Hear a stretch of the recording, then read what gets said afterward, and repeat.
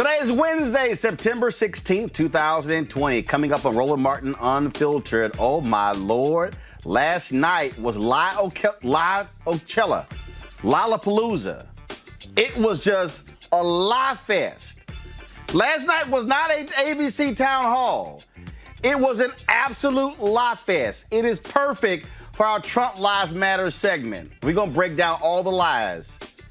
I think the only thing that probably was truthful last night was when they mentioned his name.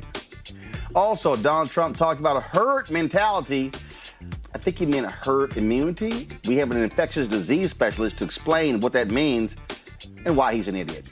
Charlamagne the God will join us for our Tech Talk segment sponsored by Ceek.com to talk about his Black Effect Podcast Network in partnership with iHeartRadio. Also, a crazy-ass white man in London got knocked the hell out running up against three brothers. Y'all, didn't end well. One punch. Also, a new round of anti-Trump ads to show you. Plus, we remember jazz critic Stanley Crouch, who passed away. And, folks, the mayor of Rochester bounces the black police chief because they tried to hide information about the death of the black mentally disturbed man. We'll give you those details. It is time to bring the funk on Roland Martin Unfiltered. Let's go. He's got it. Whatever the miss, he's on it. Whatever it is, he's got the scoop, the fact, the find. And when it breaks, he's right on time and it's rolling. Best believe he's knowing. Putting it down from sports to news to politics. With entertainment just for kicks, he's rolling. It's on go, roll, y'all. It's Roland Martin, Rolling with Roland now. He's funk, he's fresh, he's real, the best, you know he's Roland Martin now.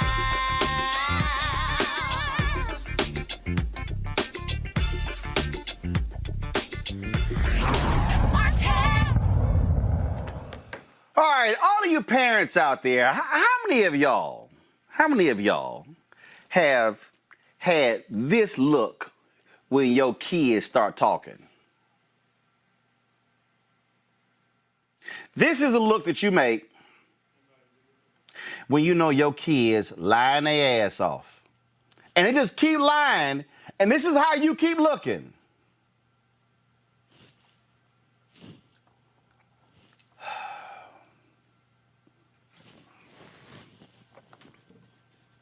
And in your mind, you like, at some point, are these fools gonna stop lying?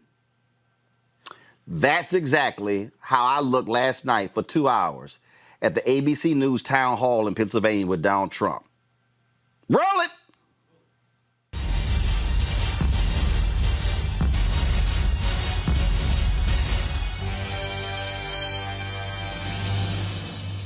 Y'all, it took place at National Constitution Center in Philadelphia.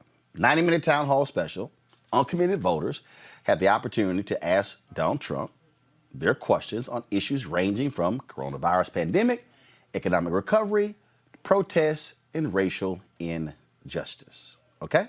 So that's what took place. George Stephanopoulos was the moderator. I feel for a man, George Stephanopoulos, because the lies were coming so fast and furious, I thought Ving Rhames was going to walk in at any time. I thought the whole cast, Tyrese, I thought everybody, Michelle Rodriguez, I thought they all were going to walk in because I'm like, how much faster can these lies go? Like, really? Can they just keep going? So let's just deconstruct all the lies. Black woman with a pre-existing health condition asked Donald Trump what are his plans to protect people like her. Roll it. Mr. President, I was born with a disease called sarcoidosis. And from the day I was born, I was considered uninsurable. That disease started in my skin, moved to my eyes, into my optic nerves, and when I went to graduate school, into my brain. When it hit my brain, I was automatically eligible for disability for the rest of my life. I chose instead to get a bachelor's degree, a master's degree, a PhD, and become a professor. Great. It is great, except I still have similar health care problems. It costs me, with co-pays, I'm still paying almost $7,000 a year in addition to the copay. And should pre-existing conditions, which Obamacare brought to fruition, be removed? No. Please stop and let me finish my question, sir. Should that be removed within a 36 to 72 hour period without my medication, I will be dead. And I want to know what it is that you're going to do to assure that people like me who work hard, we do everything we're supposed to do, can stay insured. It's not my fault that I was born with this disease. It's not my fault that I'm a black woman and in the medical community I'm minimized and not taken seriously. I want to know what you are going to do about that. So, first of all, I hope you are taken seriously. I hope you are. And we are not going to hurt anything having to do with pre-existing conditions. We're not going to hurt pre-existing conditions. And, in fact, just the opposite. If you look at what they want to do, where they have socialized medicine, they will get rid of pre-existing conditions. If they go into Medicare for All, which is socialized medicine, and you can forget about your doctors and your plans, just like you could forget under President Obama. He said you can have your doctor, you can have your plan, and that turned out to be a lie. Obamacare is too expensive, the premiums are too high, it's a total disaster. You're going to have new health care, and the pre-existing condition aspect of it will always be in my plan, and I've said that loud and clear. But you haven't come up with it. And we got rid of the individual mandate, which essentially ended Obamacare. Y'all, this fool actually said that Biden-Harris wants to end pre-existing conditions. Y'all, that's the most important part of the Affordable Care Act that Joe Biden was a part of when he was Obama's vice president. So how in the hell is the guy who helped create the bill now want to end the very thing that's in the bill? That's a damn lie. That was a lie. Donald Trump said, we don't want to get rid of that. But right now, as George Stephanopoulos said, you're at the Supreme Court right now trying to completely get rid of the Affordable Care Act. That's what he said. That's what Donald Trump said, y'all. It's unbelievable when you look at what this dude is doing. Constantly trying to weaken protections of the Affordable Care Act. Wants to get rid of it completely. He did not essentially end Obamacare, as he stated. The Affordable Care Act still exists. It still exists. Trump also suggested that Biden agreed to adopt what he called socialized health care advocated by Senator Bernie Sanders. No, he didn't. He actually rejected that. Roll it. But when you say that Biden doesn't want to do it, everybody else does. Bernie does. He agreed to the manifesto, as I call it. The agreement with Bernie is that you're going to go to socialized medicine. He ran against If you go to Medicare socialized medicine, well, he agreed. Fact. Biden does endorse the public option to allow people to opt in to a Medicare-like government insurance plan. But he has not agreed to anything, and he has spoken against Medicare for All, which Senator Bernie Sanders supports. Biden and Sanders went at this to the Democratic primary. So how in the world has he agreed to something that he was absolutely against? That lie completely out the window. A man who voted for Donald Trump and considers himself a conservative, pro-life and diabetic, asked Trump, why did he throw vulnerable people under the bus? He felt Trump was doing a great job at responding to the pandemic until around May 1st. Again, Donald Trump lies. We supplied governors, including this state, with equipment like nobody's ever gotten. We were short on ventilators because the cupboards were bare when we took it over. And we're now making thousands of ventilators a month, many thousands, and we're sending them. We don't need them in our country anymore. Not one person that needed a ventilator didn't get a ventilator. Everybody got a ventilator. And they're very, Paul, they're very complex. They're very hard to make. But we're making out tens of thousands a month. and sending them to other countries who are in dire need of them. So I feel that we've done a tremendous job, actually. Donald Trump claimed that the cupboards were empty of ventilators when he took office is an absolute lie. There were 16,000 ventilators available in the government stockpile when he took office. A spokesperson for the Department of Health and Human Services confirmed in late June that there had been about 19,000 ventilators in the national stockpile for years. 16,660 of the ventilators were ready for immediate use in March of 2020. That, folks, was an absolute lie. George Stephanopoulos asked Donald Trump if he made the wrong decision in praising the president of China early on during the coronavirus pandemic. Misjudge President Xi. I don't think I did. We just finished a trade deal. We just had the largest order of corn in the history of our country last week, the largest order of soybeans, largest order of beef, because they know I'm very unhappy. They know But you said he was doing a good job, and now you're blaming China. No, I didn't say one way or the other. I'm not saying one way or the other. At the beginning, before anybody knew what it was, I spoke with President Xi, and he said, we are doing it well, we are having it under control, and I was very open with that. He told me that it was under control, that everything was, and it turned out to be not true, because it wasn't under control. It went all over the world, 188 countries. So I didn't say anything bad about President Xi initially, because nobody knew much about the disease. Nobody knew much about the disease. That is a damn lie. His own intelligence told him about it. Donald Trump repeatedly praised China's president. CNN identified at least 37 separate instances since January where Donald Trump praised China. Pull it up. January 24th. China has been working very hard to contain the coronavirus. The United States greatly appreciates their efforts and transparency. It will all work out well. In particular, on behalf of the American people, I want to thank President Xi. Really? But you said you didn't. You didn't praise him. That looks like praise. John Bolton said the reason he didn't is because he was so desperate to complete the trade deal, he did not want to criticize China. Donald Trump lied again. Here's the next lie.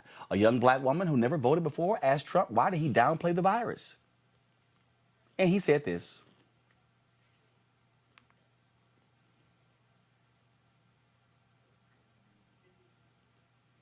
Hi, my question is, if you believe it's the president's responsibility to protect America, why would you downplay a pandemic that is known to disproportionately harm low-income families and minority communities? Yeah.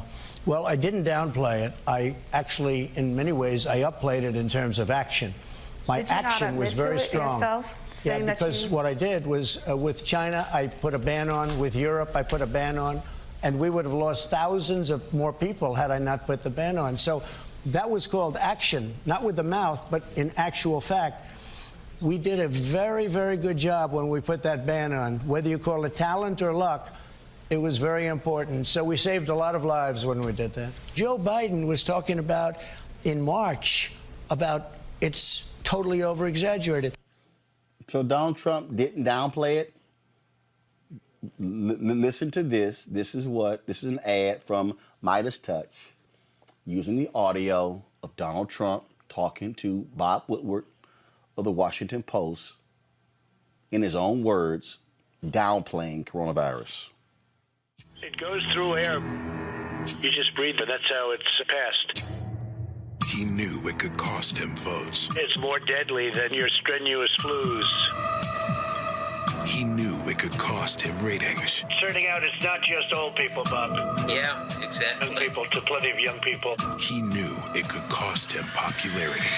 This is deadly stuff. So Donald Trump hid the truth about COVID-19. It's a little like the regular flu. If you're healthy, you'll be fine. Children handle it very well. This is their new hoax.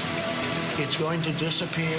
And cost more than 200,000 people their lives.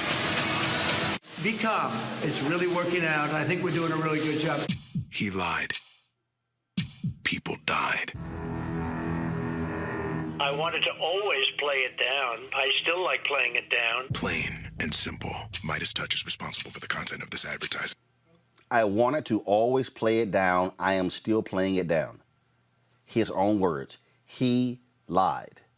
He also lied when he said he had a travel ban from China and Europe. No, he didn't.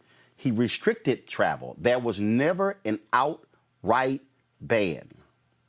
Both of the restrictions made exemptions for travel from U.S. citizens, permanent residents, many of their families, and some others. In addition, no evidence was found of Joe Biden saying that the pandemic was totally over-exaggerated. However, Biden did say late February and early March that people should not panic about the virus. It was also noted by Breitbart News that Biden said that the coronavirus is a serious public health challenge.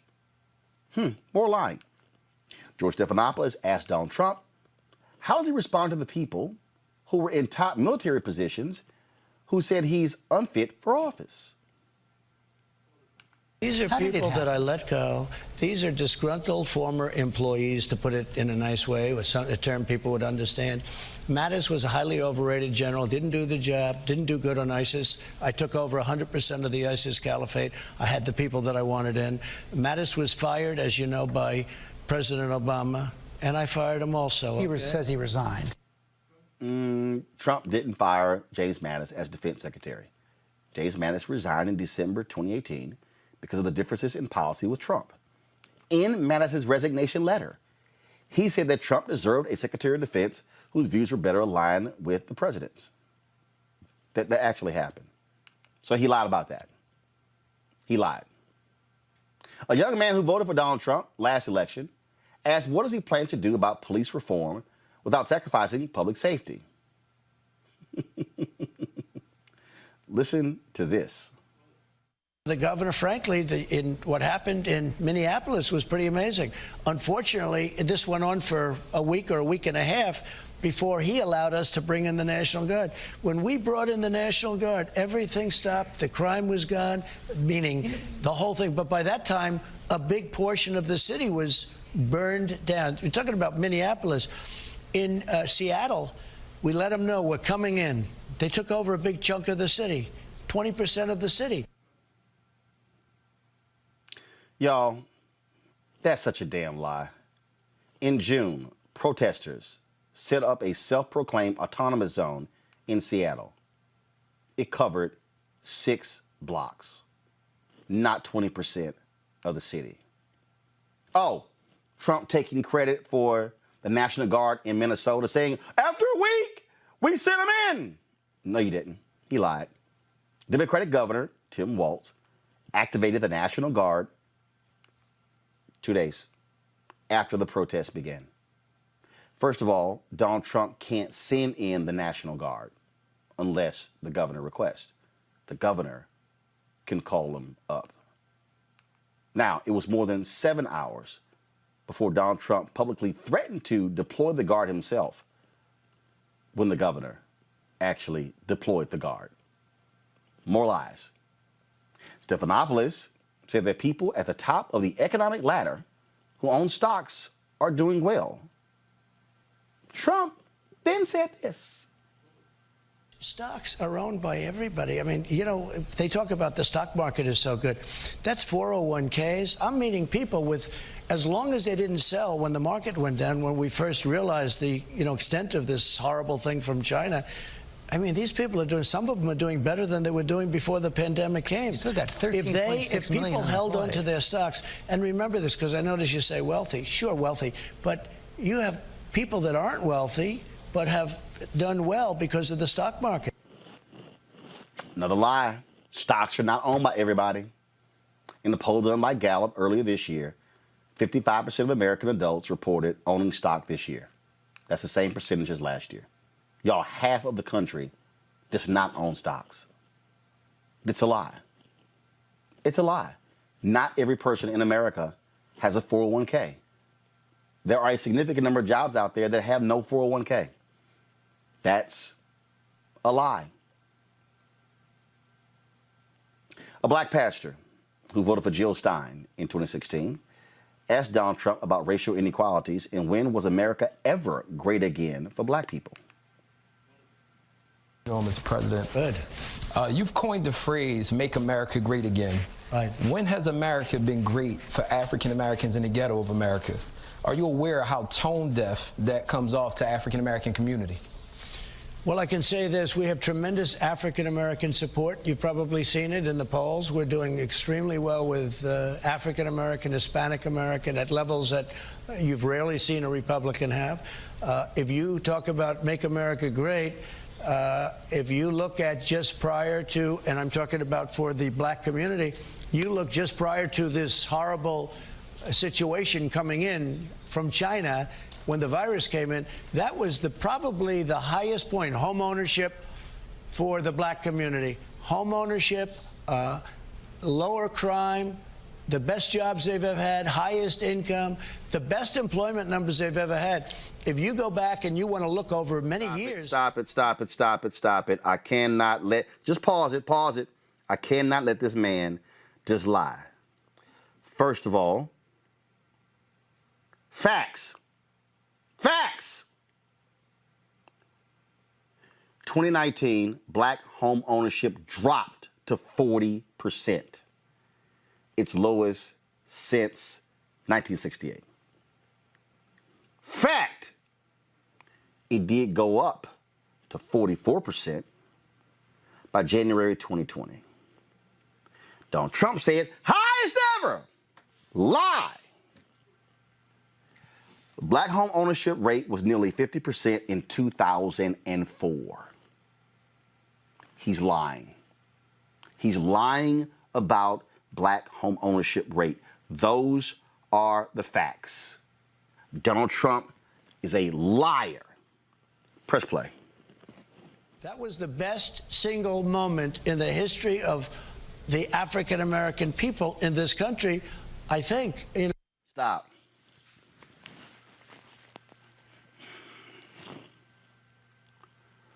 That was the best single moment ever in the history of America for black people. See, this is where liars lie. For Donald Trump, he's defining how great things were for black people solely based upon the unemployment rate, which, by the way, was double that of white people.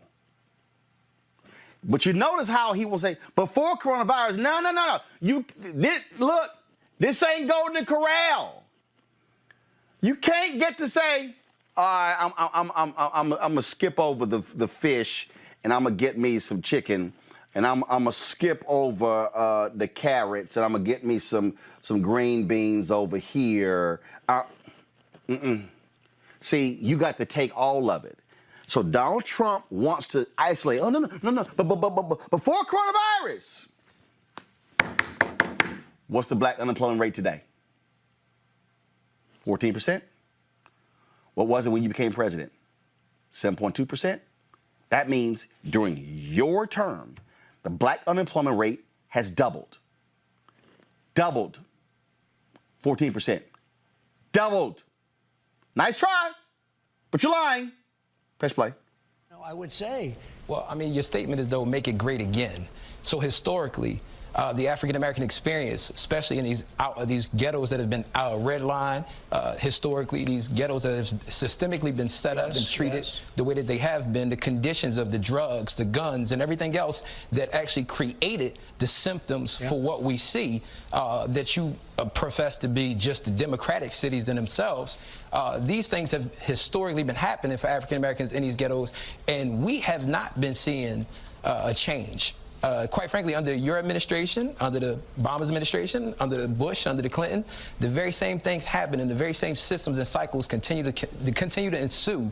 And we need to see, because you say again, we need to see when was that great, because that pushes us back to a time in which we cannot identify with such greatness.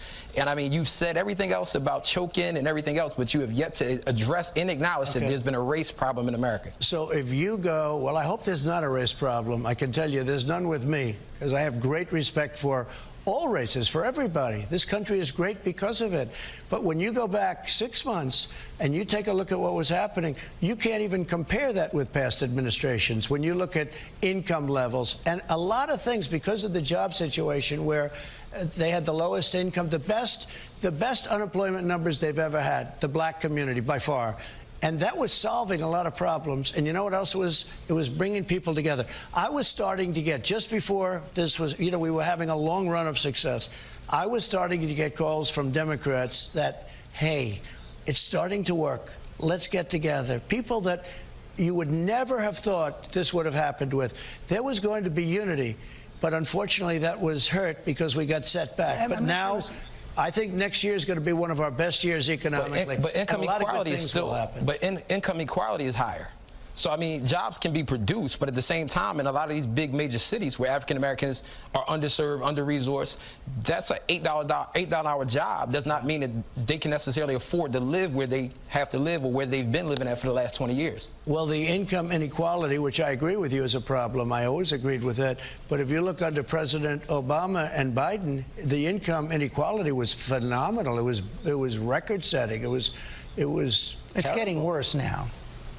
Well, we're talking about a plague coming in. Before the plague, we were doing very well. Now, we will soon be doing well again because we're going to have a fantastic third quarter. You're seeing the numbers come in. I think you're going to have a GDP that's mid-20s and maybe much higher. Somebody said 35. I don't know. These are all records we're talking about. And you're going to have a very good, economically, you're going to have a very good year next year. But I agree with a lot of the things you say, but you have to look back. Because we really had it going well. Had we not been hit by this horrible disease that came into our land, and all over the world, by the way, came all over the world, we would be in a position where I think income inequality would be different. It was really getting there. We were really driving it down, we have to move on. But even before the pandemic, the average black family was earning half of what the average white family was earning, even if you hold education constant. You're right. I can only compare it to the past. The African American, the black community was doing better than it had ever done by far, both in terms of unemployment, home ownership, so many different statistics, even in terms of But there was still a gap between blacks and whites. I mean, there was a gap, but we were doing a good job. It was getting better. And then it was artificially shut down by this disease that came onto our land. Absolute lies, top to bottom. Oh, it was getting better. It was Obama. Did he forget about the financial crisis that happened under President George W. Bush that Obama and Biden inherited and had to dig America out of? I'm sorry, that didn't happen? Oh, so only calamities affect you. So you want to have a discussion about what happened before COVID? Do we want to talk about the fact that, and we'll discuss it later, 75% of the children who have died from COVID are minorities? Do we want to talk about the disproportionate impact of black people dying, being infected due to coronavirus? So you don't want to talk about that? Oh, I thought so. Okay. Trump was asked about the racial injustices and what can be done to address them. Listen to this. Hello, Mr. President. Martin Luther King Jr. once famously wrote, "Injustice anywhere is a threat to justice everywhere." In the light of the ongoing protests surrounding the deaths of George Floyd, Breonna Taylor, and the recent shooting of Jacob Blake, do you feel racial injustices are occurring in this nation? And if so, what can be done to address them? Well, I think they were tragic events, and I do feel that we have to also take into consideration that if you look at our police, they do a phenomenal job. You'll have people choke, make mistakes. Stop right there, pause it. Wow, they were tragic events. Oh, but the cops are doing great. Forget George Floyd. Move on. Just Jacob Blake. Move on. Oh, the cops are phenomenal. They're awesome. They're fantastic. Play. And it happens where they have to make a fast decision and some bad things happen. And you also have bad apples, but you have 99% great people. I know the police forces very well. I think almost every one of them, if you look, I've been endorsed by so many of them. And these are great people. And I will say this, if you're going to stop crime, we have to give the respect back to the police that they deserve. They've done a fantastic job in so many locations, but then bad things happen. Look at New So just damn people who've gotten shot. Oh, no, we got to give respect back to the cops. We got to respect them. We got to, we got to show them some love. We got to just give them all the respect. Completely ignored her question. Completely. Oh, 99% of the cops are great. They're just fantastic. They're amazing. Let's play. New York was a very safe city. Rudy Giuliani did a fantastic job. The city was safe, and then all of a sudden we have a mayor who starts cutting the police force, and crime is up 100%, 150%. I saw one form of crime up 300%. So I think it's very important, whether you talk Seattle, where they have very good police, but they're not allowed to do their job. You have to allow the police to do their job. I agree with you. Those events are terrible. But we have to allow the police to do their job. Otherwise, crime is going to soar. Those events are terrible. But we've got to let the cops do their job. Lie after lie after lie after lie after lie. The health care lies. I mean, he sat here, George Stephanopoulos, questioning about the health care plan. Oh, no, we're going to be signing one. Huh? I'm sorry. What? George Stephanopoulos said, wait a minute, you told me a year ago you were going to be signing one in 3 weeks.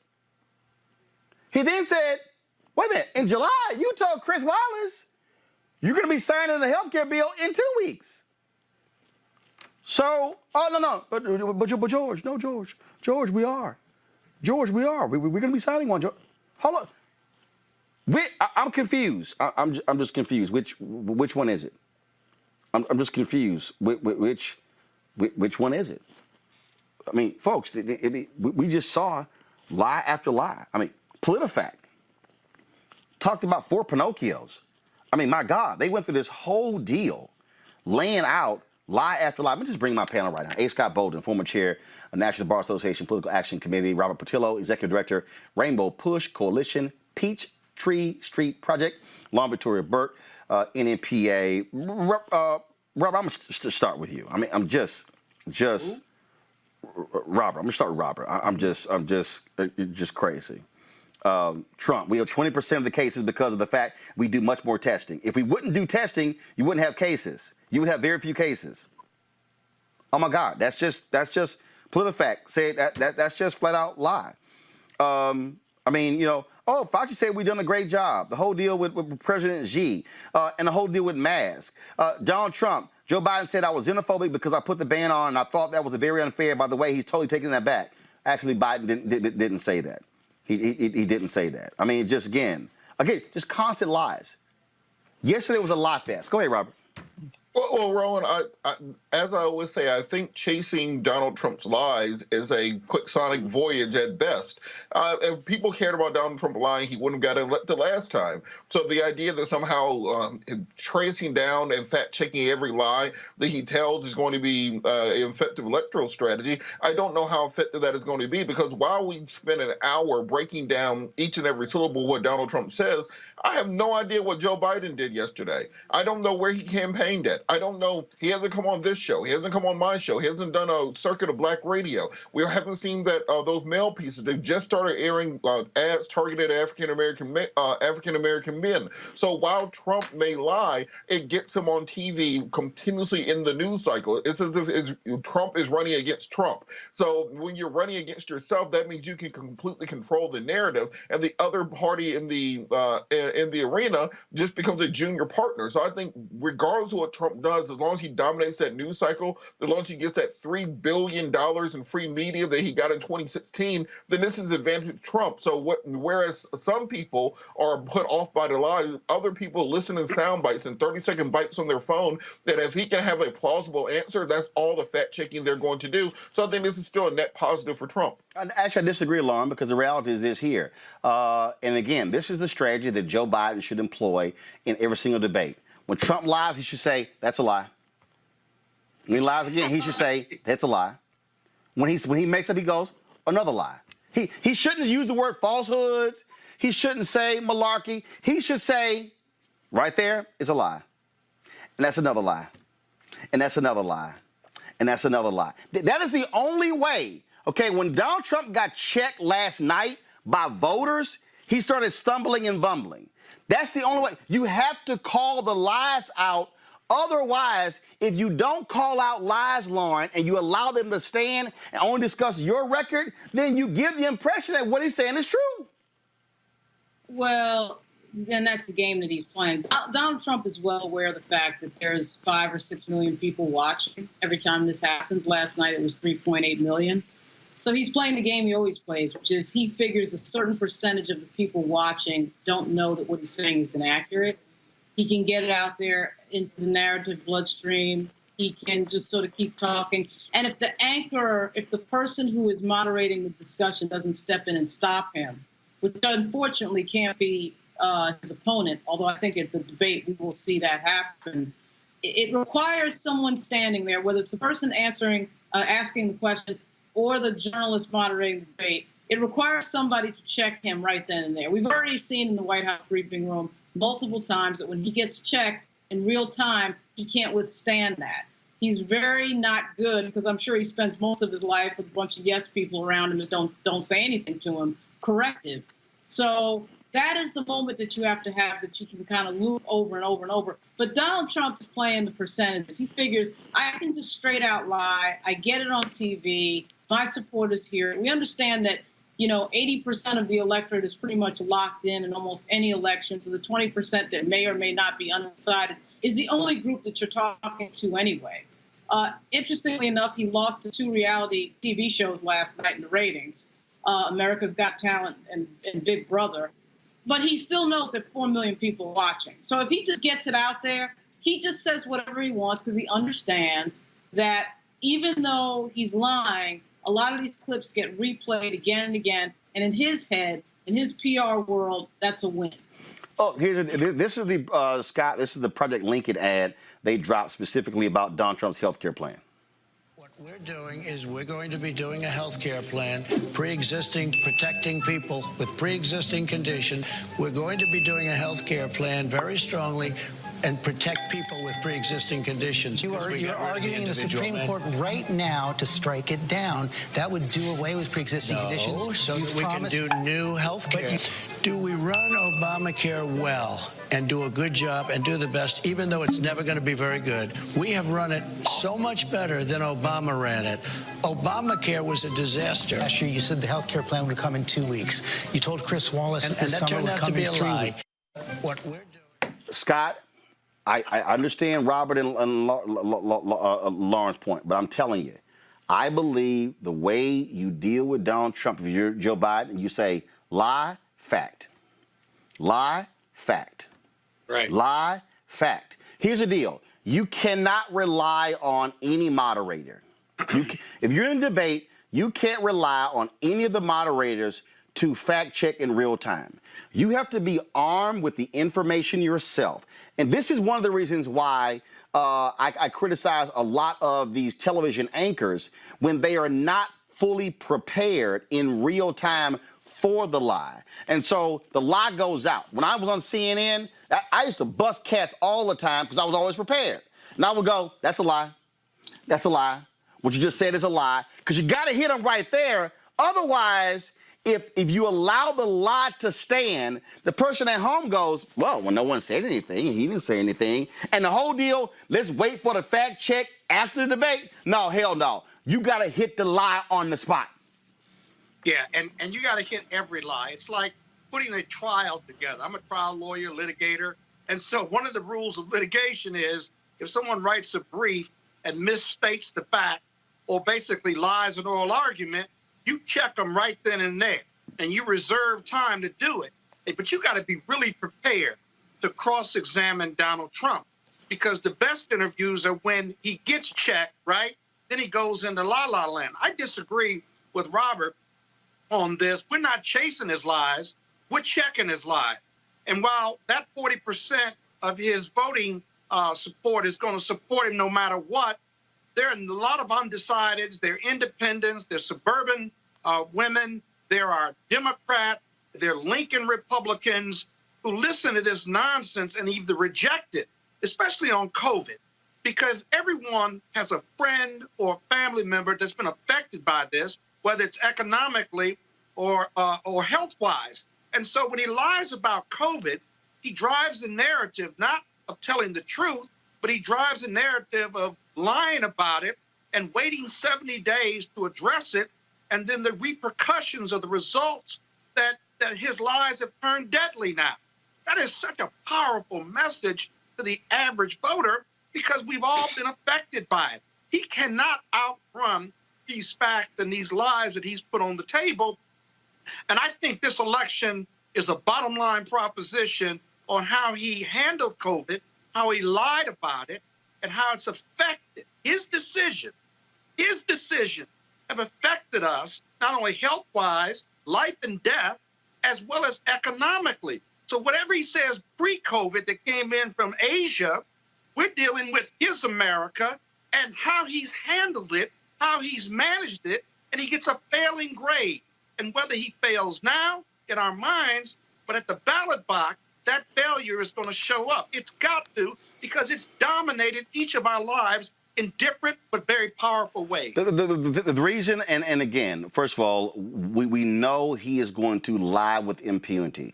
We know he is going to make stuff up. We know he is going to take credit for any number of things. But this is one of those moments where you have to be willing to punch him in the face at every turn. Right. And when you and see, Robert, Biden can hit him, say, that's a lie, here's fact, and this is what I'm going to do as president.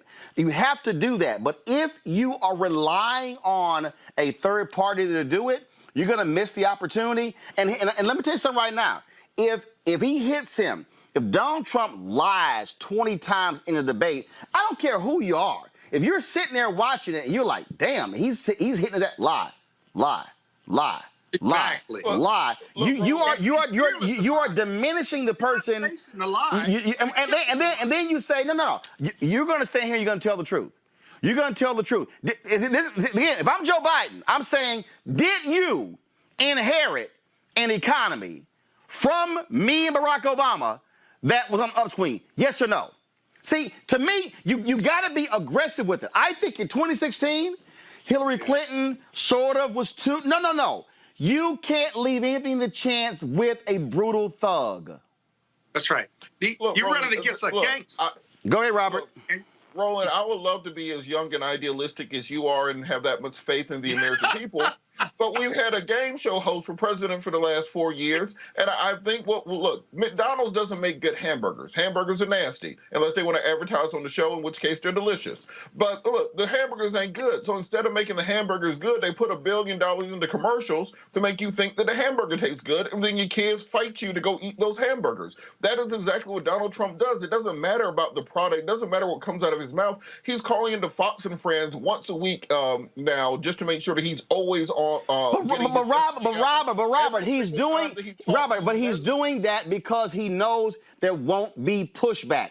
The reality is this here. Every time he's had pushback, he begins to stumble and bumble. So what I'm arguing is you can't allow the lie to go uninterrupted. You got to put him on the defense. And the best way to say, lie. Look, we called Paris Denard to come on today's show. His ass said no. Why do you think his ass said no? Because I would have hit his ass with lie.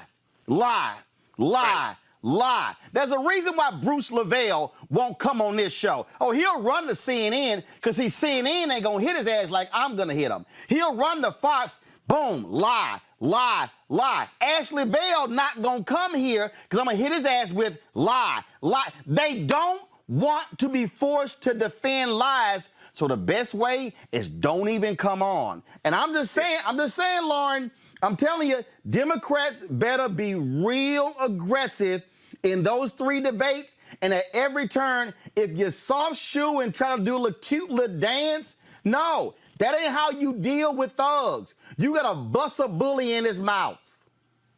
Well, I do think you can probably count on Joe Biden to be aggressive. What kind of messes this up a little bit, of course, is the format of these so-called debates. A lot of them involve a toss back and forth from the anchor to the candidate back to the anchor. You gotta screw the rules. You gotta screw the rules. Trump ain't gonna abide by the rules. I'm telling you. When it's his turn and he lie, this is what you do. Lie. Right. He lie again. Lie.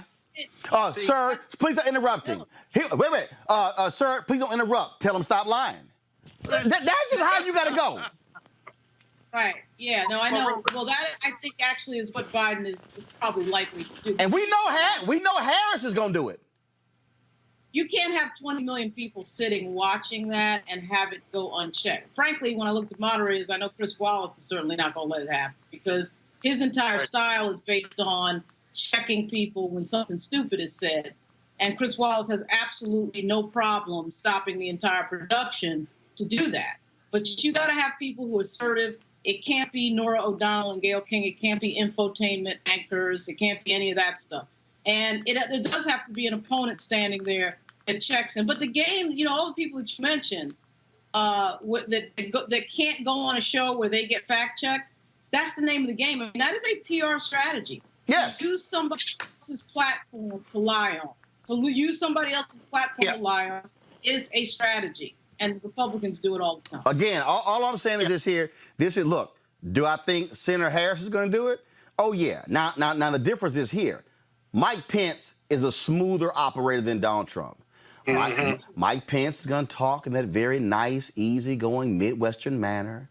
And he's going to sit here. He's not going to be as combative. The best opponent, look, as somebody who has done this for years, I'm going to tell you right now, that's what I destroyed Glenn Beck so bad on CNN. I wish I had access to the CNN video library so I could show y'all. I destroyed Glenn Beck so bad. Glenn Beck said the next day after the debate, Sam Feist, who was now the Washington, D.C. director, he came running out. That was great. Yo, Glenn Beck was like, oh, hell no. They tried to get me and Glenn Beck to debate the next day. Glenn Beck said no. He wasn't available all day. Then Glenn Beck said, for damn that, I ain't going on CNN against nobody. I will only go on if it's by myself and Wolf, because he could not withstand the heat. And I was smacking the shit out of him, Scott, and he couldn't handle it. And he was like, yo, I ain't never debating him again. That's why you never saw me on Beck's show. He never came back, because the moment he said something, I started laughing. And he took my hand and he said, oh, I'm glad you're so dismissive. He said, I'm glad you're so dismissive. I said, no, go ahead and finish your point. I'm going to deal with you in a second. Well, we don't have the video, but I can guarantee you, I go back to the litigation scenario and the cross-examination. If you had Donald Trump on the witness stand, right, and you cross-examining, you can't get into this philosophical or policy debate. You have to keep your questions short, to the point, and in response to his questions. But most importantly, you got to be very well prepared. You don't have to memorize the fact. You have to know the fact. Right. You have to know lying. And as soon as he starts lying, you checking. Short, direct, powerful statement of either denial or that you're lying, and quickly why you're lying. Yep. December 7th, you said X, Y, and Z. And that's how you control a witness in the courtroom or in a deposition. You got to do the same thing if you're Joe Biden, because if you don't, then you let the narrative run its course. You got to control the narrative with him. That's it. And never let him go. Never let him get control of it. And that's why, Robert, I hear you when you talk about your policies and what you want to do. But the reality is, we know this election is pretty much set. What you have to do is you have to be in a constant state of exposing and see, again, Democrats want to give paragraphs. Republicans Right. operate by bumper stickers. And this is where it has to be quick fire back. And I think, again, and this is also where, Robert, if you're Joe Biden, you got to say, Donald Trump, you lied to those people in the Midwest. You lied to the people in Indiana. What happened to those carrier jobs you promised and went back to Mexico? What happened to these jobs? You lied about that. You got to reinforce the narrative. Otherwise, you're going to sit here and be playing his game because he wants you to get in the back and forth. No. You got to gut his ass at every time. I want to talk about this other thing that happened in the debate, y'all, where Donald Trump brought up, just play the audio, y'all. This Lord. The waiters? The herd. Do y'all have the video? Yeah, listen, watch this, y'all. Watch this. Okay, and it is going away, and it's probably going to go away now a lot faster because of the vaccine. It would go away without the vaccine, George, but it's going to go away a lot faster with it. It would go away without the vaccine? Sure, over a period of time. Sure, with time it goes and many away. deaths.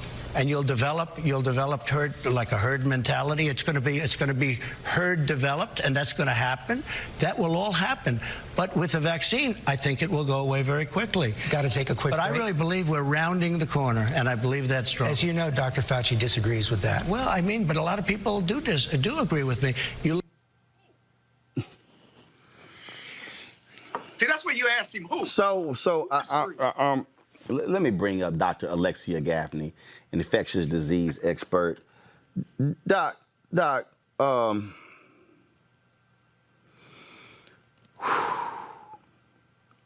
this fool just said, even with the vaccine, it's just gonna go away. Viruses just don't go away. No, they don't, Roland. I mean, if you're going to jump out of your lane, at least speak the right language. It's not herd mentality, it's herd immunity. And it would take for at least 70% of the United States population, you're talking about 200 million people, to become naturally infected with COVID or vaccinated in order for us to gain or develop herd immunity. But the problem is talking about natural herd immunity means that you're just willing to risk more than the approaching 200,000 American lives we've already lost in order to achieve herd immunity. The virus is not just going to go away. I want you to hold that point. There was a guy, he sent a tweet out, and he, let me switch. I want to show this, y'all. And I just want to get your thoughts on this, because on this whole notion of herd immunity. This is what he, hopefully I can show it.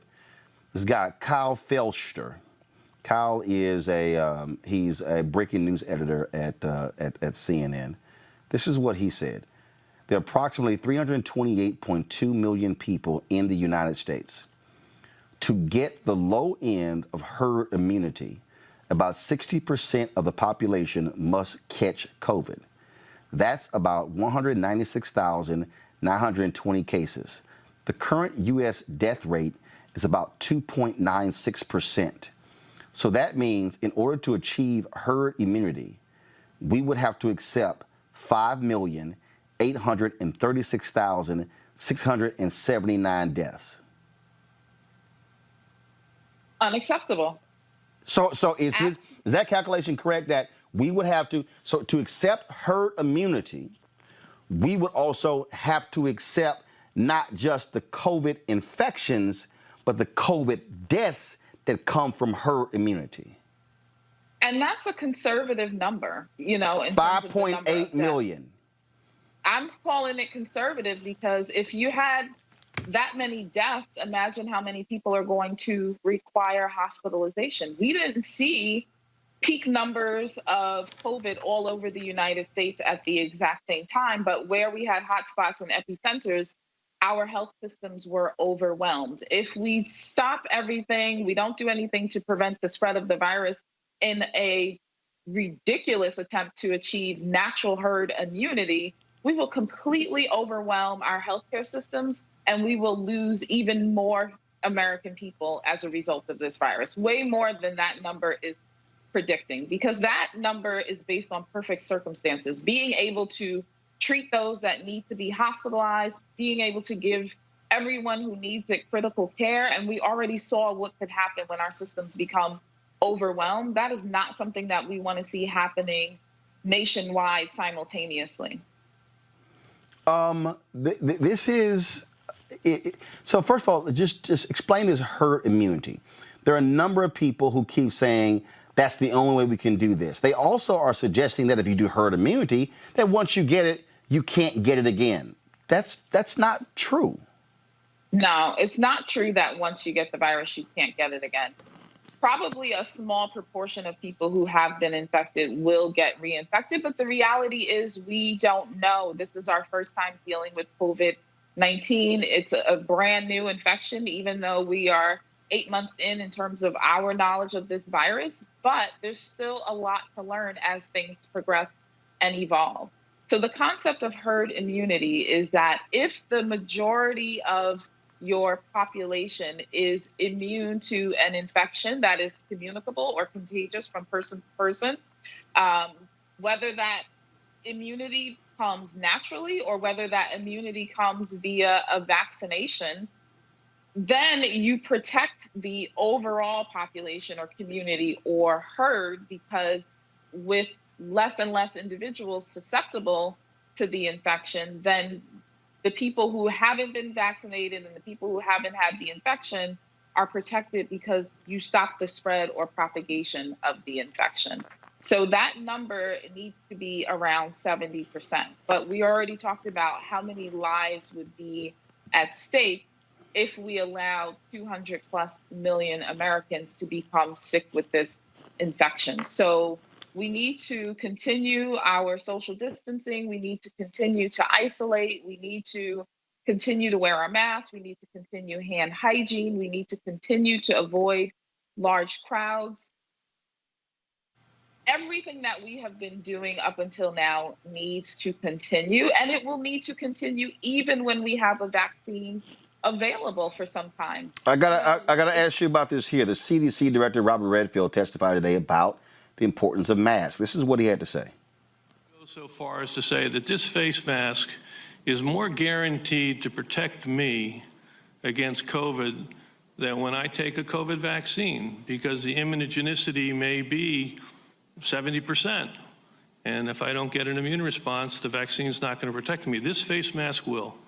I might even go so Doc, far as to say that. Your thoughts about that? What he just said? Mm-hmm. Yeah. So is a mask better than a vaccine? It's comparing apples to oranges. We still will need to continue to take the isolation and social distance precautions, even when people begin to get vaccinated, because the reality is not everyone is going to get vaccinated, and there's no such thing as a perfect vaccine. So if you're talking about only a particular proportion of the population getting vaccinated and then the vaccine having efficacy or protecting 70% of the people who receive it, there's still some significant gaps that we need to keep in mind. And so we will still need to continue to wear our mask. Nothing in this pandemic situation is a get out of jail free card. So we really just have to be vigilant, and we have to let this thing, in a sense, run its course, but not run its course like take off your mask, go do what you will, return back to life, and see where the cards fall. That's not what we're talking about here. It really needs to be a mass effort, and it needs to be a concerted effort. Everybody needs to be doing the same thing to protect themselves as well as protect one another from the spread of this infection. I got to ask you this here. What do you make of the CDC director saying a vaccine is not going to be ready for the American public until 2021? Donald Trump has a news conference that comes out and says, oh, no, he was mistaken. The CDC director was mistaken. It's going to be ready in a month or so. Yeah. So the vaccine trials are still underway. And my understanding of what these vaccine companies are doing, concurrent with studying these drugs, they are producing doses of the vaccine. That is atypical. Typically, a vaccine is studied, it is checked for efficacy, meaning does it cause an immune response? Does it protect the people who received it? It's checked for safety, right? Do people have bad side effects? Are they terrible side effects? Are they side effects that we can accept, like what's the risk versus the benefit of receiving the vaccine. And if the benefit far outweighs the risk and you're not endangering people by giving the vaccine, then you go into production.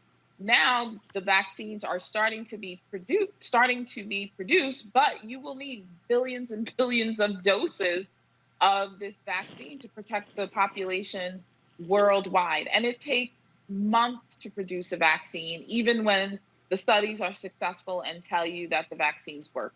So he's really speaking lies. I'm going to just stay on the path that you're on, lies. You know, he's saying things that are not scientifically possible, but that's what happens when you jump out of your lane. He needs to let the experts speak so that we can receive the truth and so that people continue to do the right thing. Giving people false hope, telling people to let their guard down, making light of the situation is dangerous, and we are seeing the consequences of this over and over and over again. Well, the expert did speak, but then he's contradicting the expert, so that's part of the problem. Doc, we surely appreciate it. Thank you so very much for joining us. Thanks for having me on. All right, then. Robert, you asked, you don't know what Joe Biden is doing. Joe Biden did speak about the issue of vaccines today. This is what he had to say in his news conference.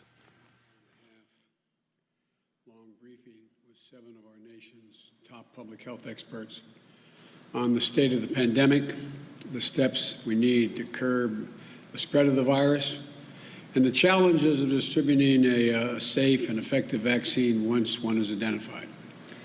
Before I turn to those issues, let me say a few words about the President's comments last night. Even before acknowledging to Bob Woodward on tape that he was fully informed on the gravity of the danger related to COVID-19, he refused to warn the American people.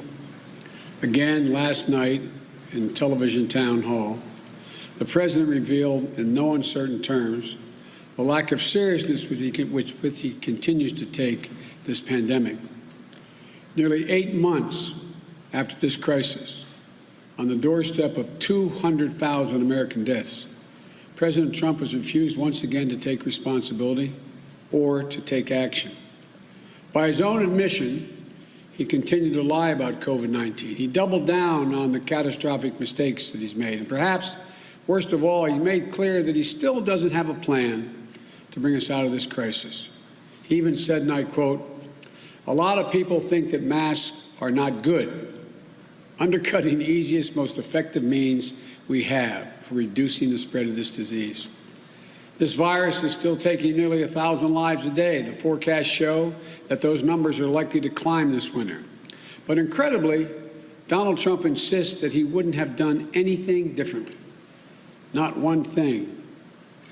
Last Friday, we learned that another one of the thousands of Americans died due to this virus, and it continues to rise.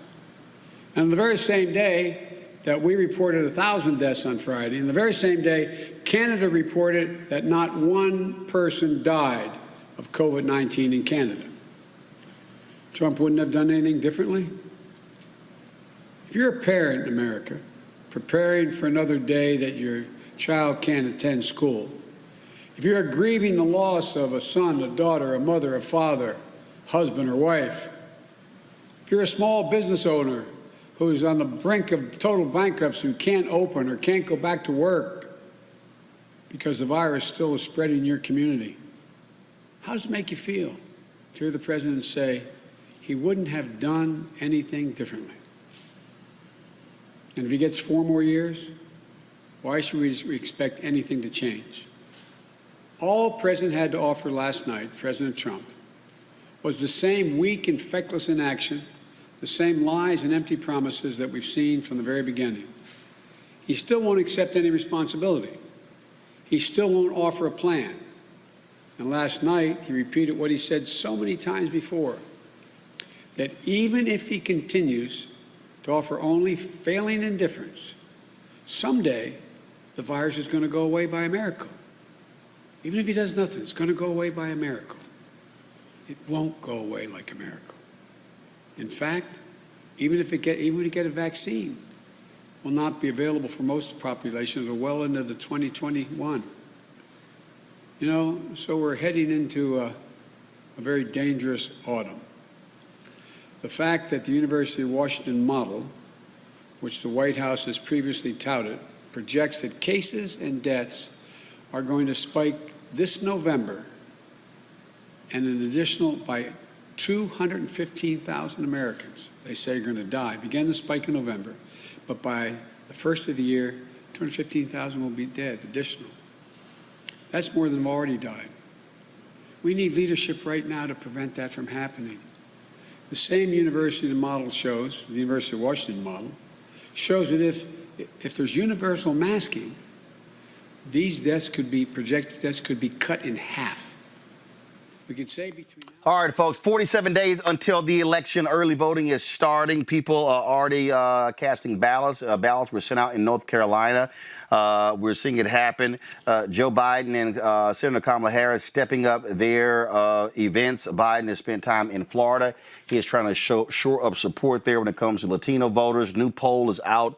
Also, Scott, I'll start with you first, showing that Joe Biden is doing better among among white voters, especially even non-college educated white voters happening there as well. One of the reasons why he's leading in polling there in Wisconsin, Pennsylvania, and Michigan as well. And so it's very interesting when you start looking at these various numbers. Also polling coming out showing the Senate candidate in Maine with a 12-point lead over Susan Collins. Democrats are leading in Arizona, leading in North Carolina, also tight race in Montana. The reality is that Democrats could very well get control of the United States Senate. Why is that important? Just today, Mitch McConnell has pushed through 6 more federal judges, 8 federal judges this week. Donald Trump last night said they hope to hit 300 by the end of the year. And so this is where the rubber meets the road now when it comes to driving turnout. That is going to be the difference. It's going to come down to how many people on your side gets turned out versus the other side.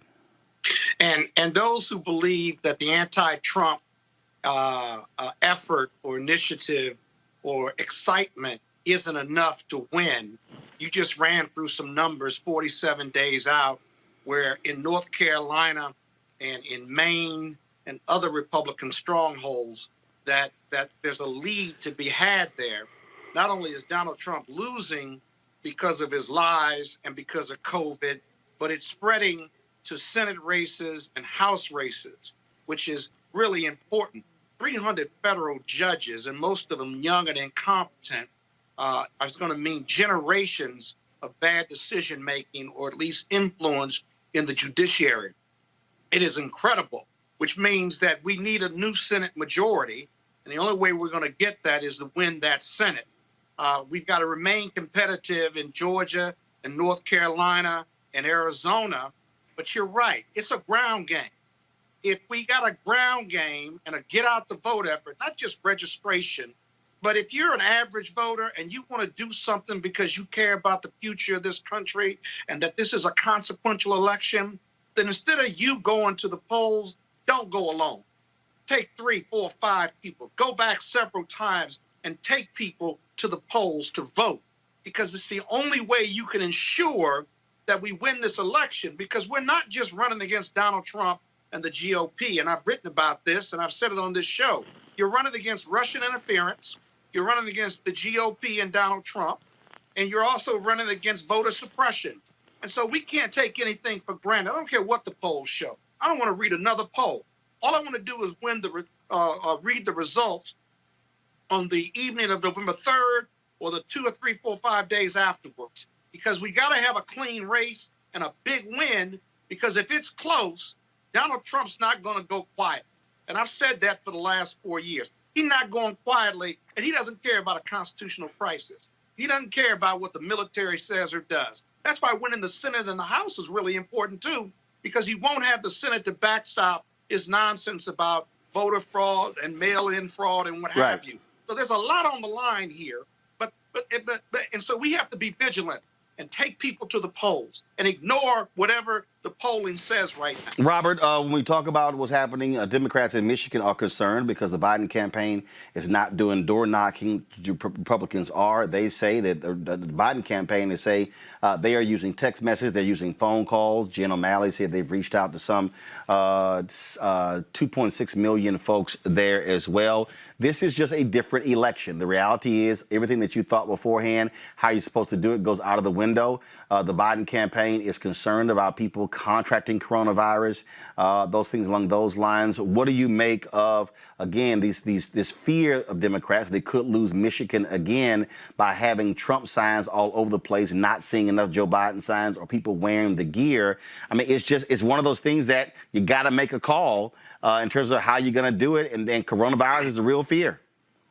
Well, that's how I cut my teeth in politics, doing grassroots initiatives, knocking on doors, grassroots campaigning, field director for a statewide campaign when I think I was about 22. So I very much feel that you have to do that in-person touch for campaigns. Text messages are one thing, emails are one thing, but you have to have that person-to-person connection. And frankly, right now, Democrats are fighting this fight with one hand tied behind their back, because while they're following all the rules, they're doing all the public safety protocols, no large rallies, making sure to wear masks, socially distancing, all the no in-person voting, voter contact, no field game. Donald Trump's not playing by those same rules. So right now you are fighting with one hand tied behind your back, completely ceding the entire ground game to Donald Trump out of precaution. And we're 47 days out. And right now just like in boxing, the tie goes to the aggressor, and it seems like Donald Trump is the aggressor in this election for a more aggressive ground game, a more aggressive grassroots campaigning, a more aggressive media strategy. Even the clip you hate of Biden was just Biden talking about Trump. The election is completely about Trump, and the tie goes to the puncher. Donald Trump's the puncher in this case. Lauren, if we talk about what's going on, again, when you look at how people are responding to this election, University of Georgia, is amazing how they're perfectly fine with football, but they won't have an early voting location on the University of Georgia campus. Wow. I wonder why. I keep telling people these Republicans don't like all of these college students, white college students who are voting Democrat. That's sort of the game that they've been playing. This here was the statement they sent out today. Due to the concerns about long voting lines and insufficient indoor space required to maintain social distancing necessitated by the COVID-19 pandemic, the university determined early this summer that there will be no on-campus voting site at the Tate Center this fall. Those comparing this matter to a football game should be able to recognize that football games will be played outdoors, but we will still require social distancing by substantially reducing capacity in the stadium. We have eliminated tailgating as well due to a desire to keep the campus as safe as possible and limit visitors during the pandemic. Students will still be able to vote at other locations, including one in downtown Athens, to which the university will provide a shuttle service for student voters. What I don't understand, Lauren, is you got a damn basketball arena. That not big enough to have an early voting location? Hell, if you're going to do an early voting location, this football stadium is not going to be open every single week. Let them vote inside the stadium. Well, obviously, everybody knows the game in Georgia, having obviously what we saw with Stacey Abrams in the election effectively being stolen. There's a Senate seat that is in contention in Georgia as well. They're not even really hiding it or trying to feign what they're actually doing. It's just right in your face, right there for everybody to see. The problem for Donald Trump and the Republicans on the map writ large, though, is that I'm not seeing where Donald Trump wins states like Pennsylvania and Wisconsin and Michigan. Maybe he wins Florida. Okay. But if you look at the map, I would be very shocked. We have to remember that and obviously we respect the Electoral College and all that, but you have to remember that Hillary Clinton barely lost. They lost because they didn't listen to anybody with regard to Wisconsin and Michigan. And she got more than, 2.8 million, but of course she still lost. I would be shocked if Biden was not able to at least duplicate those numbers, and he should be able to surpass them. I thought Robert just made a good point, though, that rambling thing that we just saw with Biden just sort of talking on and making Trump the narrative is playing on defense and not offense. There is some logic to this idea that Biden should just sort of check out and watch and understand the fact that that this is all a referendum on Donald Trump. Yeah, you could play that to some extent, and I understand that play because 200,000 people, we're about to have 200,000 people dead of COVID, you know, and of course, to say nothing of the millions, over 40 million employed, one would think that this entire thing, of course, would be a referendum on Trump. But, you know, to the point before, I actually think that Trump is going to make a scene whether he loses big or not, whether it's close or not. He's going to try to pretend that it was stolen, and he's going to try to throw that up into question.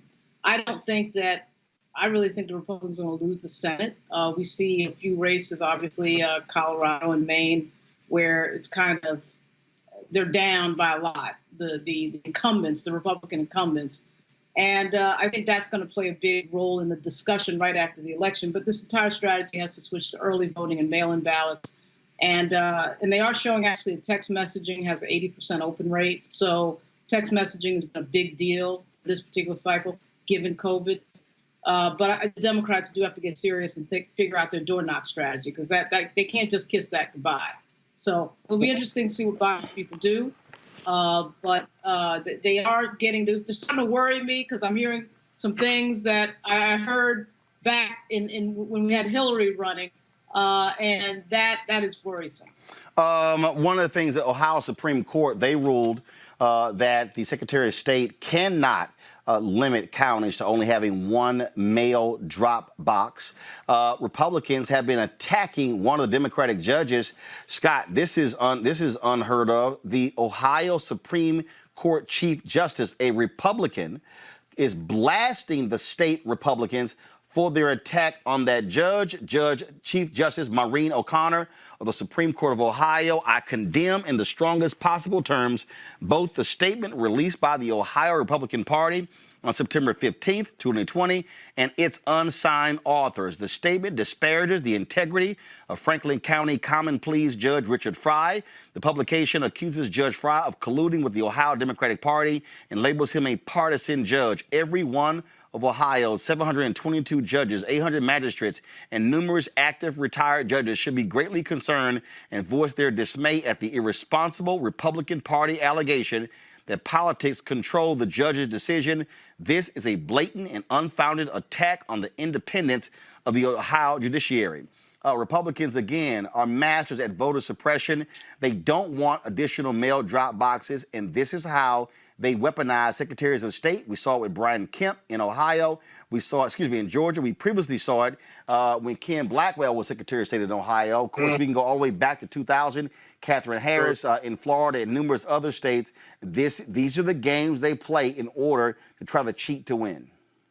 Yeah, but the accusations against the judiciary, I'm not surprised, even though we have elected judges and was a Republican chief judge of the Supreme Court in Ohio, the judiciary has got to remain independent and have its integrity. And so this is the strongest statement the chief judge could make. Damn the politics, if you will. And he's absolutely right about that. This is the Republicans' efforts to legalize voter suppression. We've talked about their efforts in North Carolina, South Carolina, Georgia, Florida, and even in Ohio, because Ohio is such an important swing state and in the heart of America. You've got to come out against that. What's amazing to me is that there's not more outrage from Republicans and Democrats about the Republicans who want fewer people to vote than an expanded voter population that makes all the sense in the world. It's such a fundamental constitutional right. And you actually have a political party, an important one, a big one, one of the two major parties, who actually want fewer people to vote because their ideas are not that popular. It is anti-American, it's anti-Constitution, and yet that is a premise of the Republican Party. All of us should be outraged with that, all of us. But the reality is this here. They're going to do what they do, Robert, and I keep saying this here. You got to go with the scene from Remember the Titans. You got to leave no doubt. You have to bury every Republican in every state. You must bury them with a wide margin. I'm not talking winning by 10, 20, 30, 50,000, even 100,000. I'm talking about you trying to run up the score. You got to run up the score in North Carolina, in Georgia. You got to run up the score in Florida, in Wisconsin, in Pennsylvania, in Michigan. And if you're the Biden campaign, Biden-Harris campaign, you're going to be aggressive as hell. You're going to be putting money on the streets. You're going to be pushing every get out the vote group as well, because you have to leave no doubt, because Trump and the Republican Party are going to try, if it's close, they're going to try to do what they did in Florida in 2000, to throw out 10, 20, 30, 50, 100,000, as many ballots as possible in order for them to steal a victory. Well, you're completely correct. And remember, we have 2 Senate seats up for grabs here in Georgia. Pastor Warnock running for one, and John Ossoff running for the other. And part of what I think Democrats make a mistake is they still have this idea that they're going to get their voters back. Those 1960s to 1980s Democratic voters, the truck drivers, the Rust Belt voters, the working class white voters. And at the same time, you look at a state like Georgia, where you have a 35% African American population, 10 to 12% of the Hispanic population, 53% of the state is female, one of the largest LGBTQ populations in the country. Get those people to vote instead of trying to get those rednecks in Brunswick to come back to the Democratic Party on economic anxiety issues. Campaign to the people who will vote for you. Remember, Donald Trump won states that include cities. Yeah. Donald Trump won states that include cities like New Orleans, Houston, Philadelphia, Detroit, Gary, Indiana. Those are states that Donald Trump won. Charlotte, North Carolina, Atlanta, Georgia, Miami, because you're not motivating your people who are in these urban areas to turn out in record numbers. If Hillary had gotten Obama 2012 numbers, she would have won. If Biden gets Obama 2012 minority turnout numbers, he will win. But they're not putting that work in. And as I said, I have not seen Joe Biden sit down on this show of Roland Martin to talk about what he wants to do for the black community. Well, not sitting down Cardi B. Drag him to the poll. But let's wait. Let's be clear. Hold up. 1 second. Invitation is in, not only for Biden as well as for Harris as well. We're trying to lock that down. So that is happening. I got to throw this out first of all, y'all know what time it is. I haven't done this in a while, so y'all go ahead and roll it. No charcoal grills are allowed. Is this the crazy white people? I'm white. I got you, bro. Illegally selling water without a permit on my property. Whoa! Hey! You don't live here. I'm uncomfortable. All right, y'all. White boy in London acted the ass on the subway. Check what happened.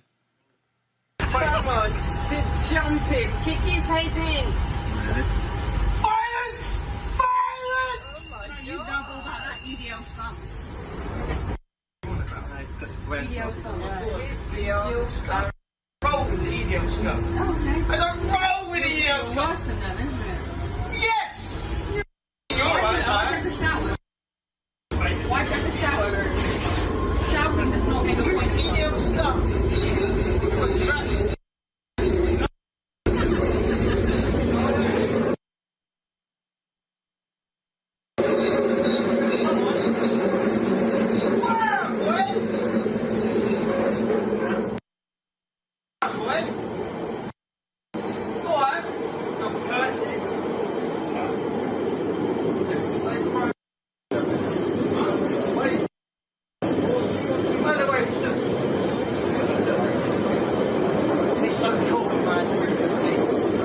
Yeah, you're lucky I have a form. I'm going to be posting it today. Trust me. What have I got to be? What have I got to be?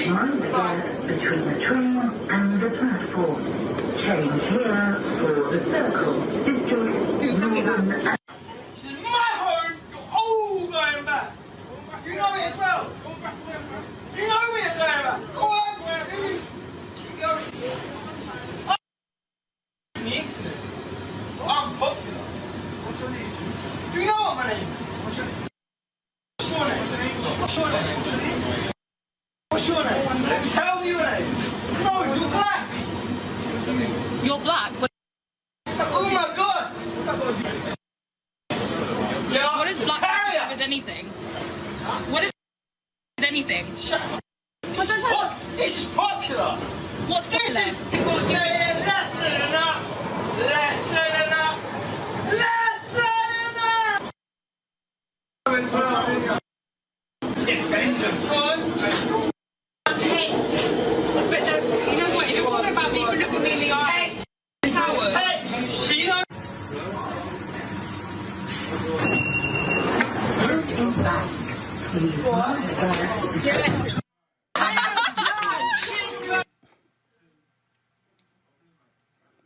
I think he's still asleep. I think he's still. Lauren, I'm telling you. Knock the F out. I'm telling you, these people, they act a fool. They act a fool. I mean, one punch, and the brothers were like, say bruh, okay, we done. Yeah, and it kind of reminds me sort of a UK version. Say it again, Lauren, say it again. I said it was a UK version of what you played the other day. I think it was in a 7-Eleven with a guy running his mouth. And he called the guy boy and said, you know, what are you going to do about it? Not a big fan of assault and violence, but, you know, it's a piece of advice that a lot of people need to understand. You can make any decision you want. You can do anything you want. You can make any decision you want. You can say what you want, but you have to be ready for the consequences of what you say and what you do. And that is, you know, with this video, with the ability to have a camera on like everything with regard to our cell phones, we're getting kind of a window into a lot of things that happen in society. But that was like a replay of what showed. I think it was about 3 shows ago with the young guy in the store. Yeah, I mean, same thing. I mean, just like Scott, you kept telling me like, oh no, this is inciting violence. No, I keep telling you.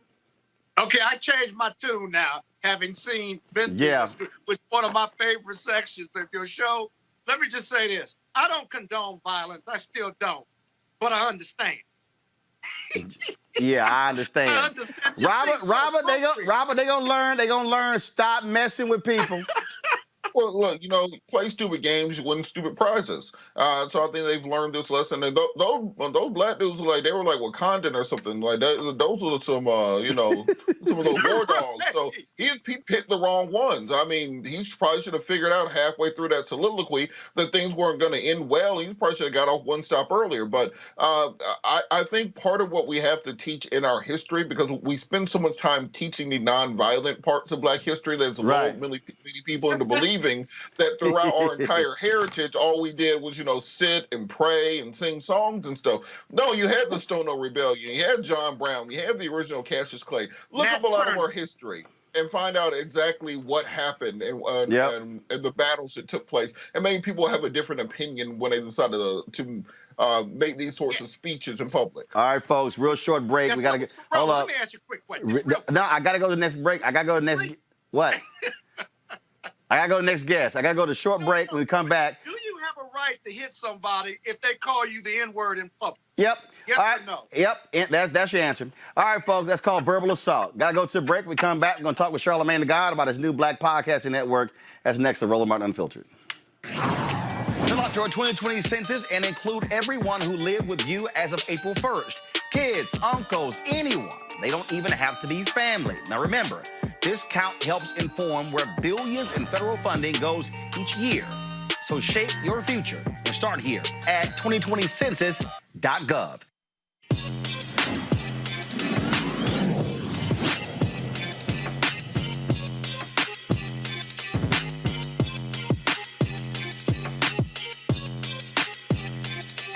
All right, folks, you hear Charlamagne the God on The Breakfast Club. Now he has a new venture in partnership with iHeartRadio, and that is a black podcasting network.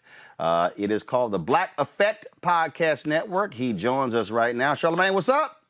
Roland, what's up, my brother? How are you, sir? Doing great. So, Black Effect, the name, where did the name come from? Oh, man, the inspiration was a song off Jay-Z and Beyonce's album, the Everything Is Love project that people slept on, by the way. They had a song called The Black Effect, and, you know, the hook was like, I'm good on any MLK Boulevard. And, you know, Jay-Z is a black man who's an inspiration to me on so many levels, but, you know, especially for what he does as on the business end. And so that's simply that. Like, I saw that title, and I was like, oh, he made it a hot song. I'm going to make it a hot company. So you say make it a hot company there. One of the questions people, when you first made the announcement, people saying, oh, you know, do you actually own this? Or can we say partnership? That's one thing that people are tweeting. They're like, Charlamagne, he don't own it. iHeart owns it. Yeah, it's a 50-50 joint venture. And, that means that I own 50, I own the majority of of the network. And if you go look at the trademark, which a lot of people did, that's when I knew that Twitter just goes way too far to either prove you right or prove you wrong. People were actually digging up the trademark, and they saw that I trademarked, Black Effect Radio and Black Effect Podcast back in August of 2019. So yes, I am the majority owner of the Black Effect Podcast Network. So in these, so that's not 50-50. If you're the majority, you got majority. I don't want to discuss. Yeah, F it, like 51. Right, 51 is majority. Gotcha. Yeah. All right. What areas are different folks with the podcast? Because you've already announced the people who are going to be launching with it. And when does it launch? It launched actually the first show launched this Tuesday. Steve Smith Sr. cut to it. Because Steve was ready to go.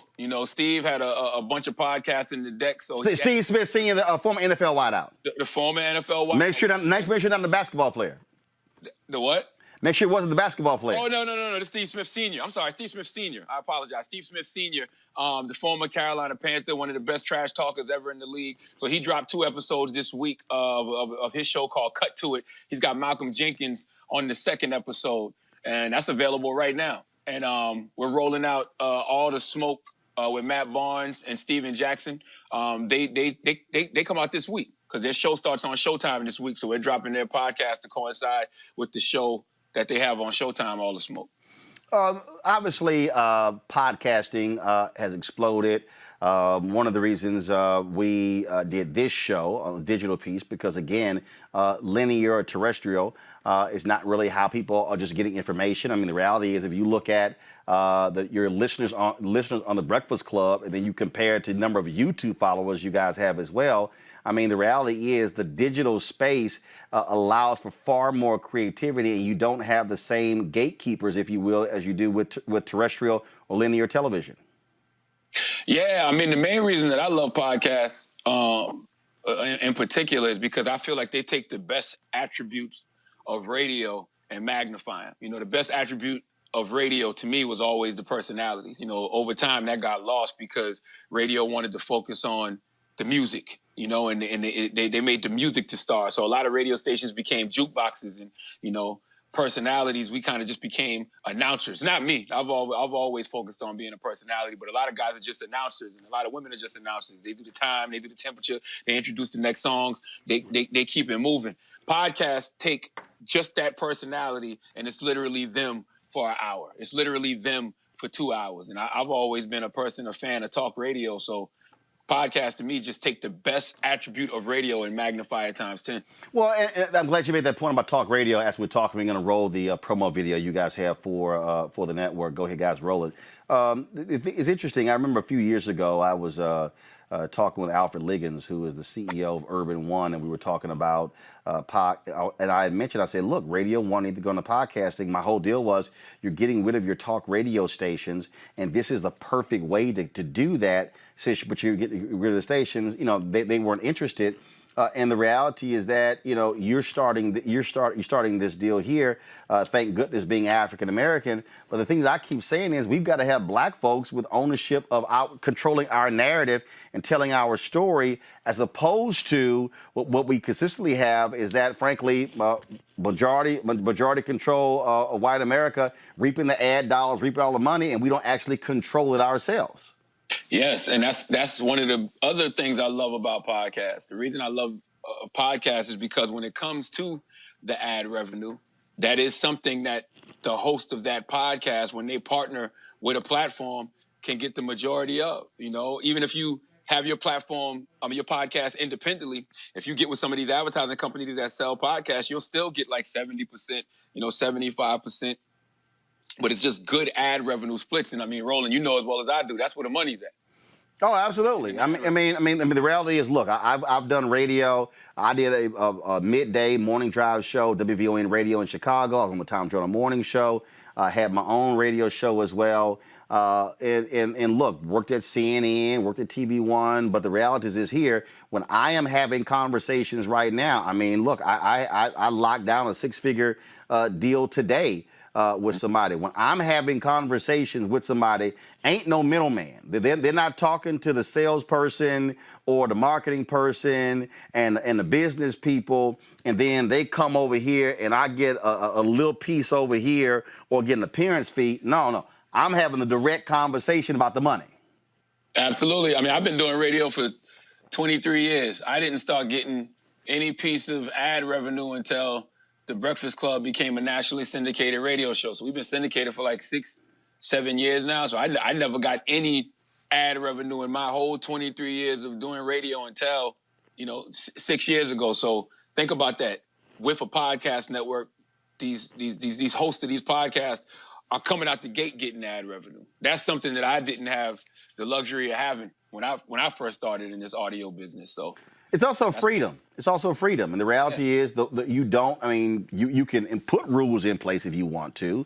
But the reality is there are no rules. When you talk about the digital space, podcasting to me, or just like on the digital side, it's sort of like if you got a show on HBO and Showtime, whatever flow. And then now if your audience says, we don't like all your cussing, then you can decide, hey, we're not going to do that. But it's the freedom, two things, freedom and flexibility. The two words that I've always lived by since I came into the business as a graduate of Texas A&M University, that when a company was limiting my freedom and my flexibility, that's when I said I got to bounce. Absolutely. And that's one of the reasons I love iHeart so much. I love iHeart because I've been there for almost a decade. It'll be a decade this December.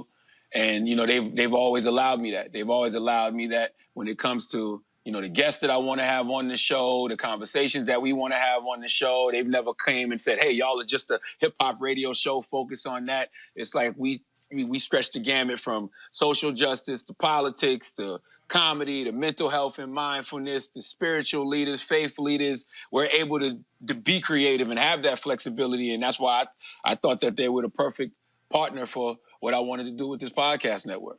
There were it's always interesting when you start dealing with what happens in the whole social media space in terms of when people get caught up in beefs and all this sort of stuff like that. I posted the other day, I was like, look, I listen, you and I talk, we've talked about a number of other things offline over the last couple of years. I've done the Breakfast Club as well.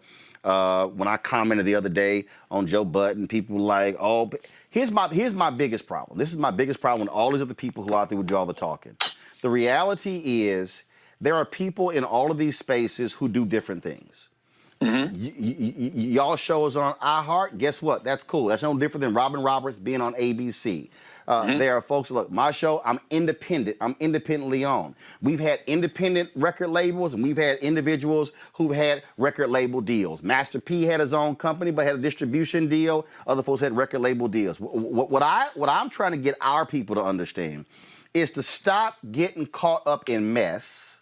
Stop wanting to see him be spectators like, ooh, who fighting who, and to learn what people are doing who are talking about controlling their own fate. That, to me, is the most important thing. I just think there are a lot of people who just spend too much time on mess as opposed to, no. How are people moving things forward, no matter what lane you're operating in?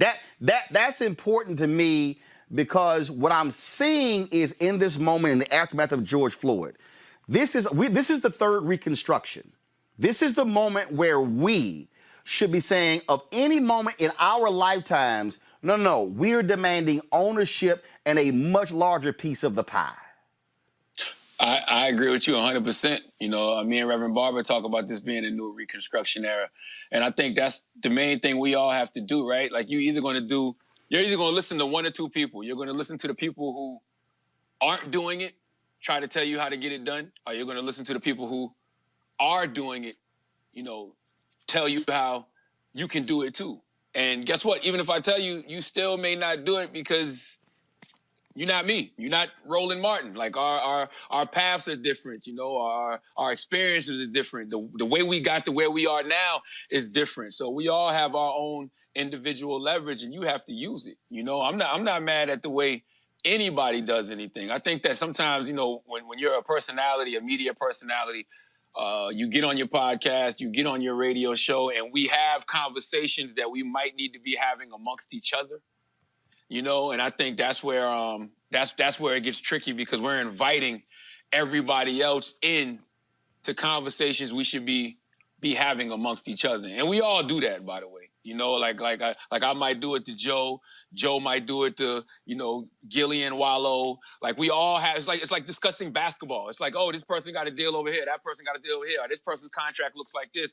It's just that we got to make sure we know what we're talking about if we're going to speak on certain things. That's all. Yeah, I mean, like I've had people who come to me and they say, well, you know, man, you should be doing this. And I'm looking at them going, no. In fact, I mean, I had a very prominent individual who you and I both know, who said, man, this interview was great. You need to take these clips and break it apart and send it across the internet. And I was like, nah, we good. And he was like, yeah, but he's like, but young folks don't look at long clips. And I went, actually, this is our time spent viewing on our show. And I said, and this is the revenue that we're now generating from those very same clips, and how we've tripled it in the last 5 months. And the person was like, oh, damn. So I was like, yeah, in your mind that, and again, there are people who do short clips. That's what they do. They do the 30-second, 6-second. But the reality is, we purposely do a 2-hour show because our time spent listening is higher than some other people. We got people who are watching 9, 12, 15, 18-minute, 20-minute videos. So that dispels the notion. That's why I said, hey, if you want to do what you do, go right ahead. But trust me, it's working fine for us. Yeah, is that something that person is doing themselves, or is that something they saw working for other people? Yeah, I mean, they do it, but their motive is different. Okay. I mean, YouTube is your platform, though, Roland. I mean, it depends. Like, if you're trying to, you know, use your social media page to get people to come back to your YouTube, yeah, I can see why, you know, they might ask you to, you know, shorten the clips and put them on social media. But I know people come to you for YouTube. If that's the platform that, you know, you're cultivating, you got to do it the way you want to do. And what they don't realize is with YouTube, the video needs to be at least 10 minutes, so we can drop 4 commercials in it. See, that's what I'm saying. It's the studying of the, and that's the thing that I want to talk to you about real quick, because I know you got to go. People need to be students of the business to learn the business, as opposed to getting caught up in, man, I got, you know, like Instagram. I got 545,000 Instagram followers. Yeah, but Instagram has no monetization program. So you can load all your stuff on Instagram, but it's actually not making you money unless you have a product that you're selling or it's driving you elsewhere. So it's not getting caught up in the hype of your numbers. It's how can you monetize this thing?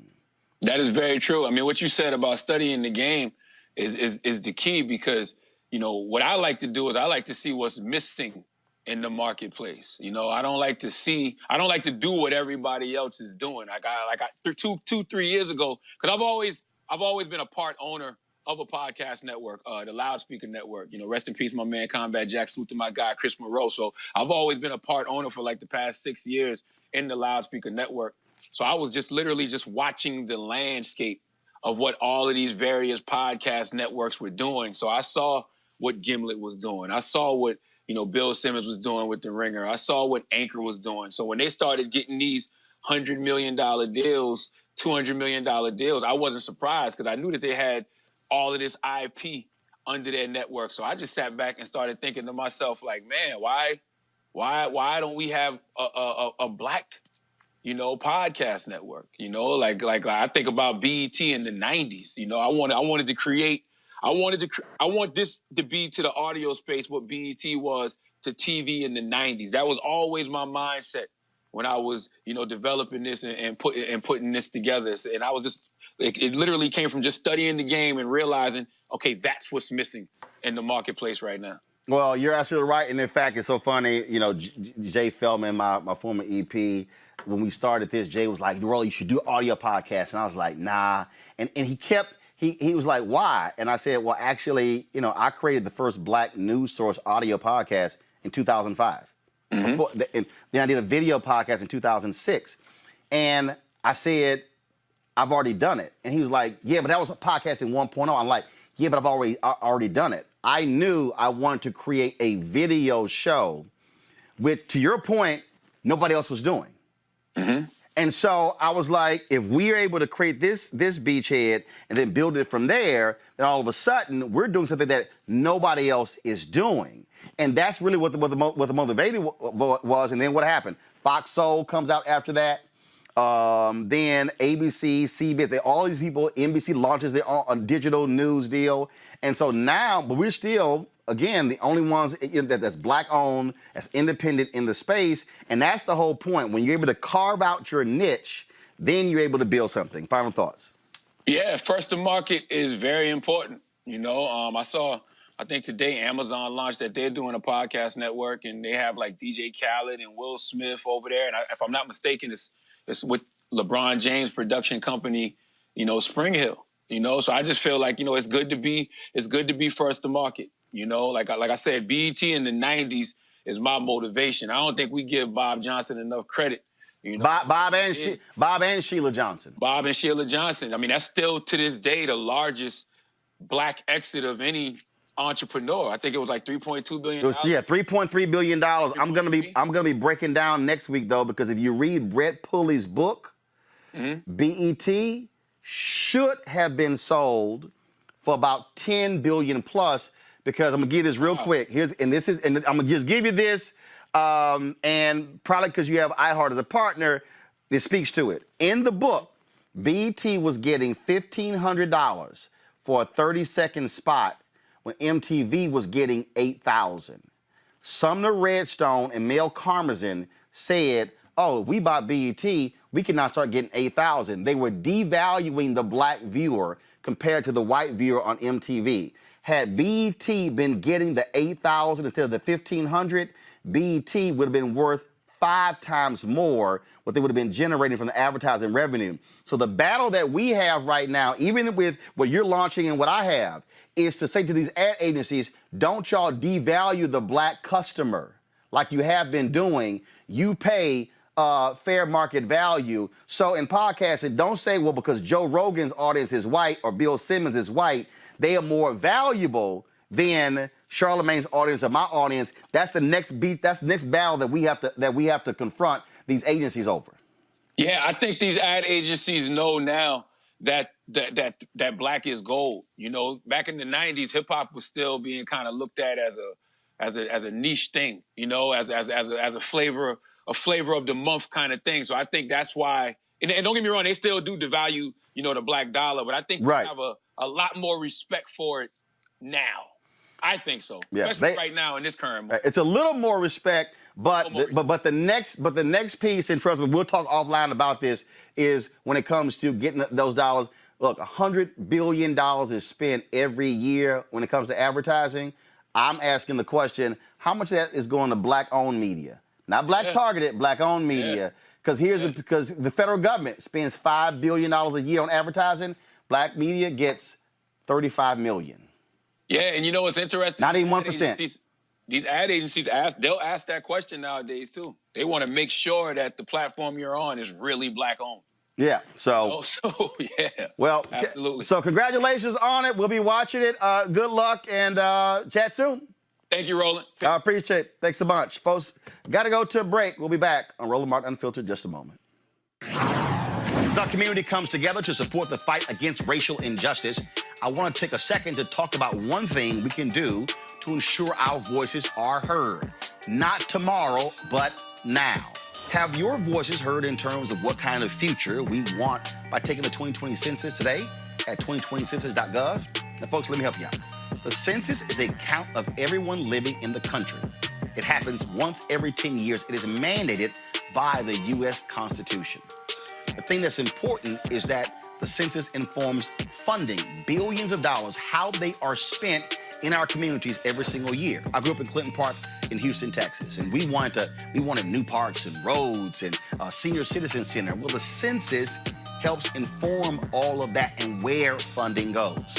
It also determines how many seats your state will get in the U.S. House of Representatives. Young black men and young children of color are historically undercounted, which means a potential loss of funding of services that helps our community. Folks, we have the power to change that. We have the power to help determine where hundreds of billions in federal funding go each year for the next 10 years. Funding that can impact our community, our neighborhoods, and our families and friends. Folks, responses are 100% confidential and can't be shared with your landlord, law enforcement, or any government agency. So please, take the 2020 census today. Shape your future. Start at 2020census.gov. Hi, I'm Shanice. You got just one vote, so use it.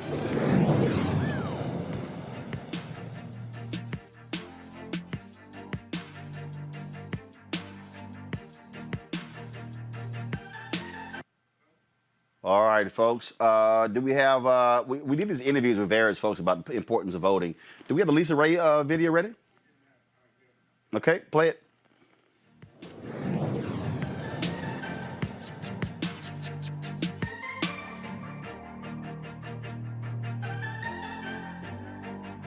Let me say this. I've always voted because my mama made me to.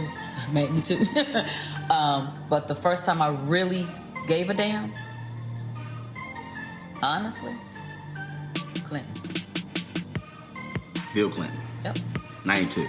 Yep. So I used to vote for who my mama voted for.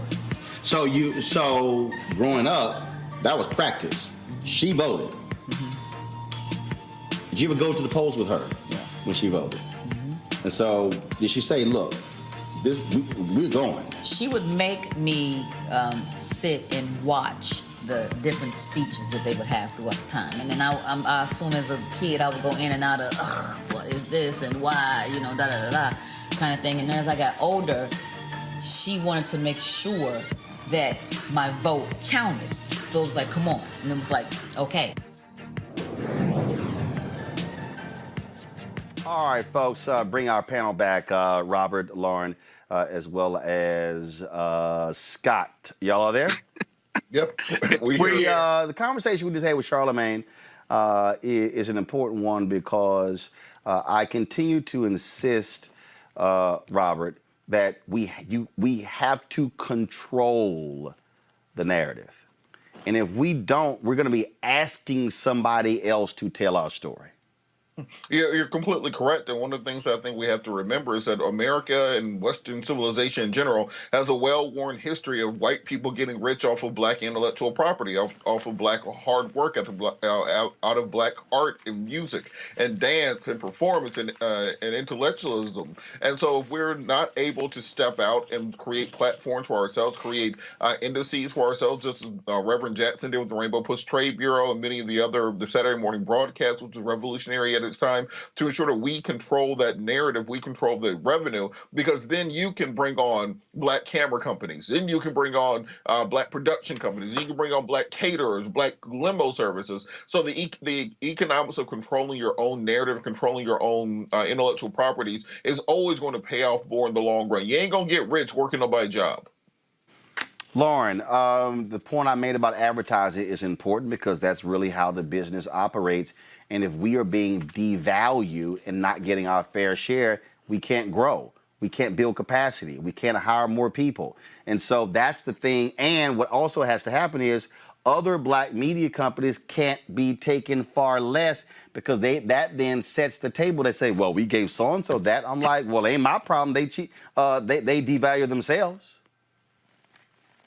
Yeah, so many companies negotiate from a position and negotiate against themselves and actually bring down the market value by accepting cheaper deals. And obviously, ownership and control is the entire ball game. We do in this country, African Americans, set the culture. We are the ones that create culture so many times and don't get paid for it. And I remember one time in the green room a few years ago. When the show was on TV1, there was a musician there. I think talking about barbershop. There was a few musicians in the green room, and I was trying to figure out why it was, with the technology that we have now, why it was anybody needs a record company. Because if you have your own, you used to be distribution was the reason, and you needed them for distribution and promotion. And now I'm not too sure why anybody needs a record company other than to take money from the artists to do all the work, which has been the tradition of record companies in America. Well, but that's it. Well, that's it. Well, first of all, what they did was, remember, that was a point when you had a lot of record labels, but then the majors are like, oh, with Motown and others like, no, hold on. So we got to change the game. So now we're going to say, well, forget the music business. We're going to control the distribution. So if you saw that Master P special that was on BET, you remember, Master P had a record label, but he cut a distribution deal. Now, it was interesting watching all these white execs with, I think it was Priority Records, which was the distribution company. They made no music, but they controlled the distribution. And so Master P had to cut, and I was sitting there watching, and I was kind of like, why in the hell he got to cut a deal with them? And so that's the game. That's the game in terms of, same thing in movies, okay? People talk about, Tyler Perry got his own studio. No. Who controls the distribution of the product? Lauren, go ahead. But I was just going to say that the distribution now is so easy because we were dealing with digital files, which I thought it was always funny that Apple kind of hoodwinked us into everything had to be controlled through the iTunes marketplace, if you will. Like it used to be, remember when the kid from Napster created that platform where anybody could download and listen to music, period. Of course, they sued him and they stopped him. Then they controlled it back into iTunes. But when you think about it, if you're as talented as Beyonce and Jay-Z, your distribution is a downloaded file. So I'm always wondering, like, why people don't just go around that. I don't know enough about the music business to know what the answer is. No, I'll explain to you. I'll explain to you. And Scott, you're a lawyer. It is very simple. And that is this here. People want to congregate in certain places. And so what they've done is the distribution model today is where the people already are, okay? So now it's, if you're Apple, they have millions of these devices. So they have communities that are already built in. And they've made it easier for you simply to go, click, I bought it. And so the consumer's like, I don't want to have to go to here, to here, to here, to here. Can I just get it all in one place? But what I'm arguing, which is what I argued when I argued about this when I was talking about Boozy the other day, Scott, and Instagram. He's begging to get back on Instagram. I'm like, Boozy, this is real simple. If you actually take, because he said he was gonna pay Instagram $100,000 to let him back on their platform. I was like, Boozy, why don't you take that $100,000 and give it to a black developer, and you can actually create your own social media platform and tell your fans, come check me out right here. What they've done is, and trust me, now here's the deal. Somebody right now is watching, Scott, and they're saying, well, yeah, Roland, you're on YouTube, Facebook, and Periscope for a short while.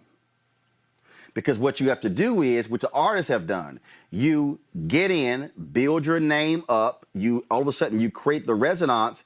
Now if you're Beyonce or Drake you actually don't need the record labels because you can actually create your own ecosystem. That's really what's at play. So they want to control the access by saying, we've got millions of eyeballs, it's easier over here. And that's why Apple is getting sued, because they're saying if you put any in-app purchases, we got to get 30%. And the companies are like, why in the hell I got to give you 30%? Right. You know, this is a complex issue because we are so programmed as Black people to believe that bigger is better, or the majority's ice is colder. If you're going to be an entrepreneur and you're going to lead and build, and what you're talking about, Roland, you've been talking about even before it became popular, you got to believe in yourself, take that risk, right? You had a post a week or two ago about this show and how 2 or 3 years ago you said, I got to go. I got to do this now. I've been wanting to do it. And we have to be fearless as entrepreneurs, right? and be aggressive and believe that this market, black or white, will support us if we have a great concept, precept, or a great product, if you will. We got to protect it. And then black people got to support each other. See, we still have this inferiority complex when it comes to entrepreneurship. Not all of us, but a lot of the consumerism that black people engage in. People ask you all the time, well, you know, you're not on one of the networks, you're not on cable. Well, you don't want to be on cable. You got a great product right here. You get any guest you want to come on, and you got a great following. But you got to be fearless and take that leap of faith, right? Obviously, you believe in God, but you got to do that if you really believe in yourself. And so often we say, well, I'd like to do that, or I'd like to do that. But you got to be willing to take the risk. Yep. And so many of us don't take that risk, or black people think they shouldn't follow you or watch you because you're not on one of the networks, right? People get their news, or the majority, from the platform, other platforms.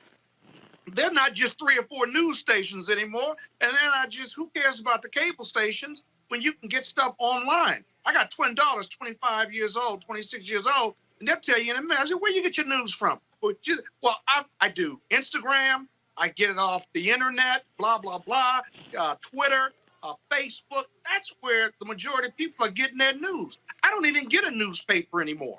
I don't know how many other people do. And so you got to be fearless, but black people have to support us in these various platforms. And we got to be fearless in what we set up and believe in ourselves. Yep, that's it. Scott, Robert, Lauren, I certainly appreciate you being on our panel today.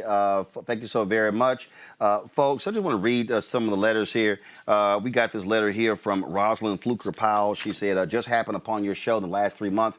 Since I now have unlimited interest on my smartphone, very informative, educational, thought-provoking, and entertaining. Yep. I am addicted, so I certainly appreciate it. Yep. We got a note here unsigned. Simply said, Mr. Martin, thank you. Also, this is from Larry and Gwen Mitchell. Thank you for opening my eyes to what's going on in the world around me. We have joined the Bring the Funk fan club. This is Ceek Shabazz. Roland, say hello to your panel. I watch your show daily, and it's good to know that your voice will never be silenced. By the way, the beginning of this very short letter is saying, "What's up, Roland?" Because it said, "Pup." Just keep doing what you're doing. Talk to you later. Bye. We have a note here. This is from Brenda DST Perryman. She's a Delta.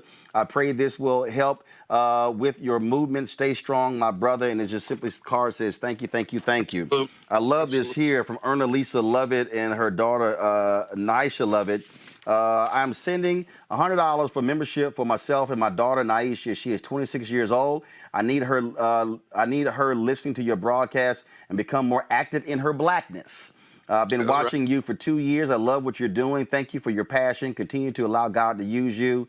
And so she's, so again, I certainly appreciate that letter there. Let's see here. Elton Hooper Jr. With StopTheInjusticeNow.org, founder CEO. Keep on keeping on with your good work for the black community. This is a short note. Thank you from Detroit. So we appreciate that. To Mr. Martin, I'd like to thank you for all the great unfiltered shows. Love them every night. When I'm at work, I have time to watch them. Keep up the great work. Yo, you better do your work. Stay on the crazy-ass white folks, the ones who think that we're supposed to take crap from them. Thanks again, Joseph Leith, again, who contributed about $150 to our Bring the Funk fan club. Last one I'm going to read today. James Bond Sr. I watch your Black News show every night. I really appreciate listening to Black News and all the professional men and women that you invite. I'm very proud of what you do for the black community. I used to get so angry when the white news did not give the black community all the news. Please keep up the good work, and I'm going to continue to watch your show. I've learned so much from the news show. I'm donating $25 to help you keep this news show going. Again, thank you very much. Folks, I appreciate all of these notes. I'm going to read some more tomorrow. If y'all want to join our Bring the Funk fan club, more than 12,000 of you have joined our fan club. Our goal is to ask you to give $50 each. If you're on YouTube, you can give right there on YouTube. $50 each, $4.19 a month, 13 cents a day. Your dollars make it possible for us to do this. Also, I want to let y'all know the 3 presidential debates will begin this month and in October. Your dollars will help us. We're going to have debate coverage of those debates. So you don't have to, you can ignore those cable news shows for post-debate analysis. We're going to do it right here to give our perspective and our analysis. That's why your dollars matter. Cash App, Cash App / $RM Unfiltered, PayPal.me / R Martin Unfiltered, Venmo.com / RM Unfiltered. You can send a money order to New Vision Media, NU Vision Media, Inc., 1625 K Street Northwest, Suite 400, Washington, D.C., 2006. And to join our fan club, if you want to, we want you to, of course, subscribe to our YouTube channel. Turn on your notifications so when we go live, it notifies you. Be sure to watch our clips on YouTube as well. That generates dollars for our show. Again, if you're on YouTube, nearly 4,000 of you right now, y'all can give right there on YouTube, or y'all can go to RolandMartinUnfiltered.com. You can pay using a Square credit card as well, or PayPal, Venmo, or Cash App. Let me give some shout outs here. These are the people who have given on Venmo, $50 or more. You get a personal shout out. Robert Young, Karen and Calvin Kidd, Renee Allen Fulton, Terrence Jackson, Stephen Franklin, Sandra Nixon, Nicole Alexander, April Motley, Ty Carter, Pashta Tate, Preston Cherry, Kimberlyn Hunter, Danielle Cumberbatch, Janice Martin, Jean Patrice Willoughby, Emmy, Bob Manuel, Donna Gibson, Latrice Reed, Joycelyn Williams, Robert Young, Rick Nolan, Pamela Jones, Juanita Wiggins, Adrian Stevenson. These are the folks who sent checks in. $50 or more, you get a personal shout out. Gene Howell, Romilly Adams, Fendrick Bush, Ange Glee Love, Dolores Jones, Edna Sanders, Kimberly Nash Williams, Everett Tatris, Linda Graham Swanson, Delbert Hudson, Roderick Ballard, Lorraine Calhoun, Gail Artis, Denise Isaac Tolliver, Jerry Connell Williams, Beverly Caldwell, Carol McKee, Brenda Johnson, Sidar Printing, James Gurin, Jerry Lummings, David Famous, the Jack Yates class of 1972. You didn't put your name on it. You just put Jack Yates class of 1972. My alma mater, I appreciate it. I'm class of 87, though.